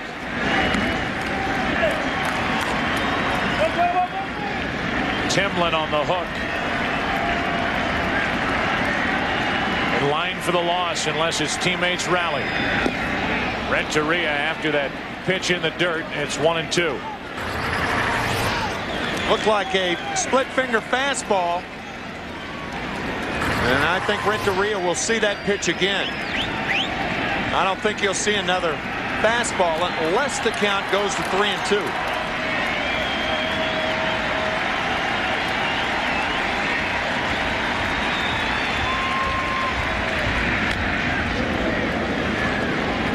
He got a fastball, didn't he? Woo. Up and out over the plate. Renteria fouled it straight back. Still 1-2.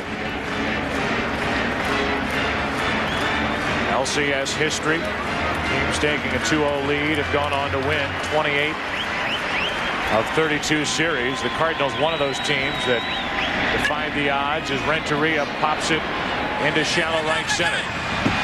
Payton is taking care of the first two. And it's now Edmonds with 2 out, nobody on.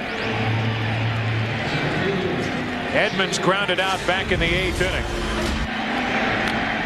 Grimaced after that swing. He's been bothered by a sore knee this season. And then when he grounded to first, didn't run. And after misplaying this ball in center, didn't go hard to recover out in the outfield after the ball got behind him. So in fairness, that could have been the reason that he didn't go hard after the ball once it eluded him. And in the end, it didn't cost the Cardinals anything. Nope. Payton never did cross the plate. Now Edmonds, who hit 42 home runs during the regular season, trying to extend this game. 6-5 Mets, 9th inning, 2 out, nobody on. The Mets trying to take a 2-0 series advantage. 2-0. McGuire's already been used. On deck, Carlos Hernandez. Such respect for Jim Edmonds, representing the tying run. I don't think he'll get a fastball here. Edmonds with 2 walk-off home runs in early September against the Mets. Fastball, but it's wasted way out of the strike zone. 3-0.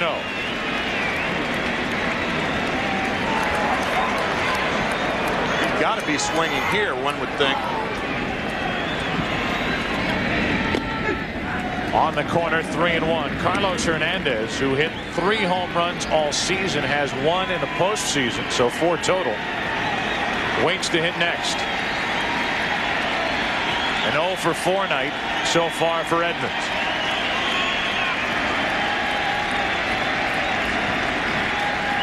(3-1) from Benitez. Tying run is on.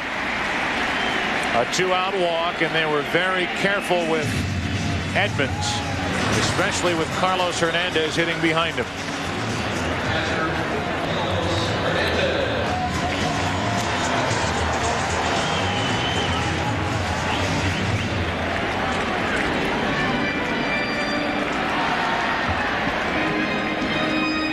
A home run for Hernandez in Game 2 of the division series here in St. Louis against Atlanta. Did that against Glavine. Different type on the mound now. Armando Benitez, who misses with ball 1.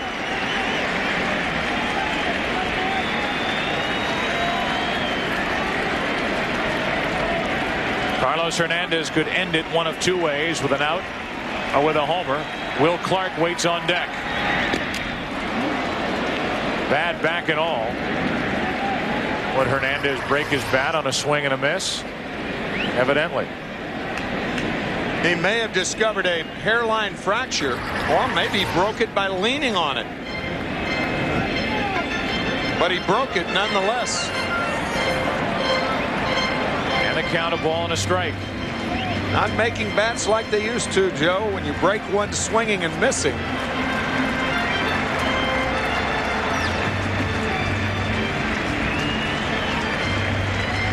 Bo Jackson used to do it over his thigh. Yeah. Hernandez did it across his broad back. 1 ball, 1 strike. 1 on, 2 out. Tying run at first. 9th inning, game 2. NLCS, 6-5 Mets. Check swing, strike 2, and the Mets are 1 strike away from heading back to New York, up 2-0. Cardinals have stranded 7 runners on tonight. They left 11 on last night.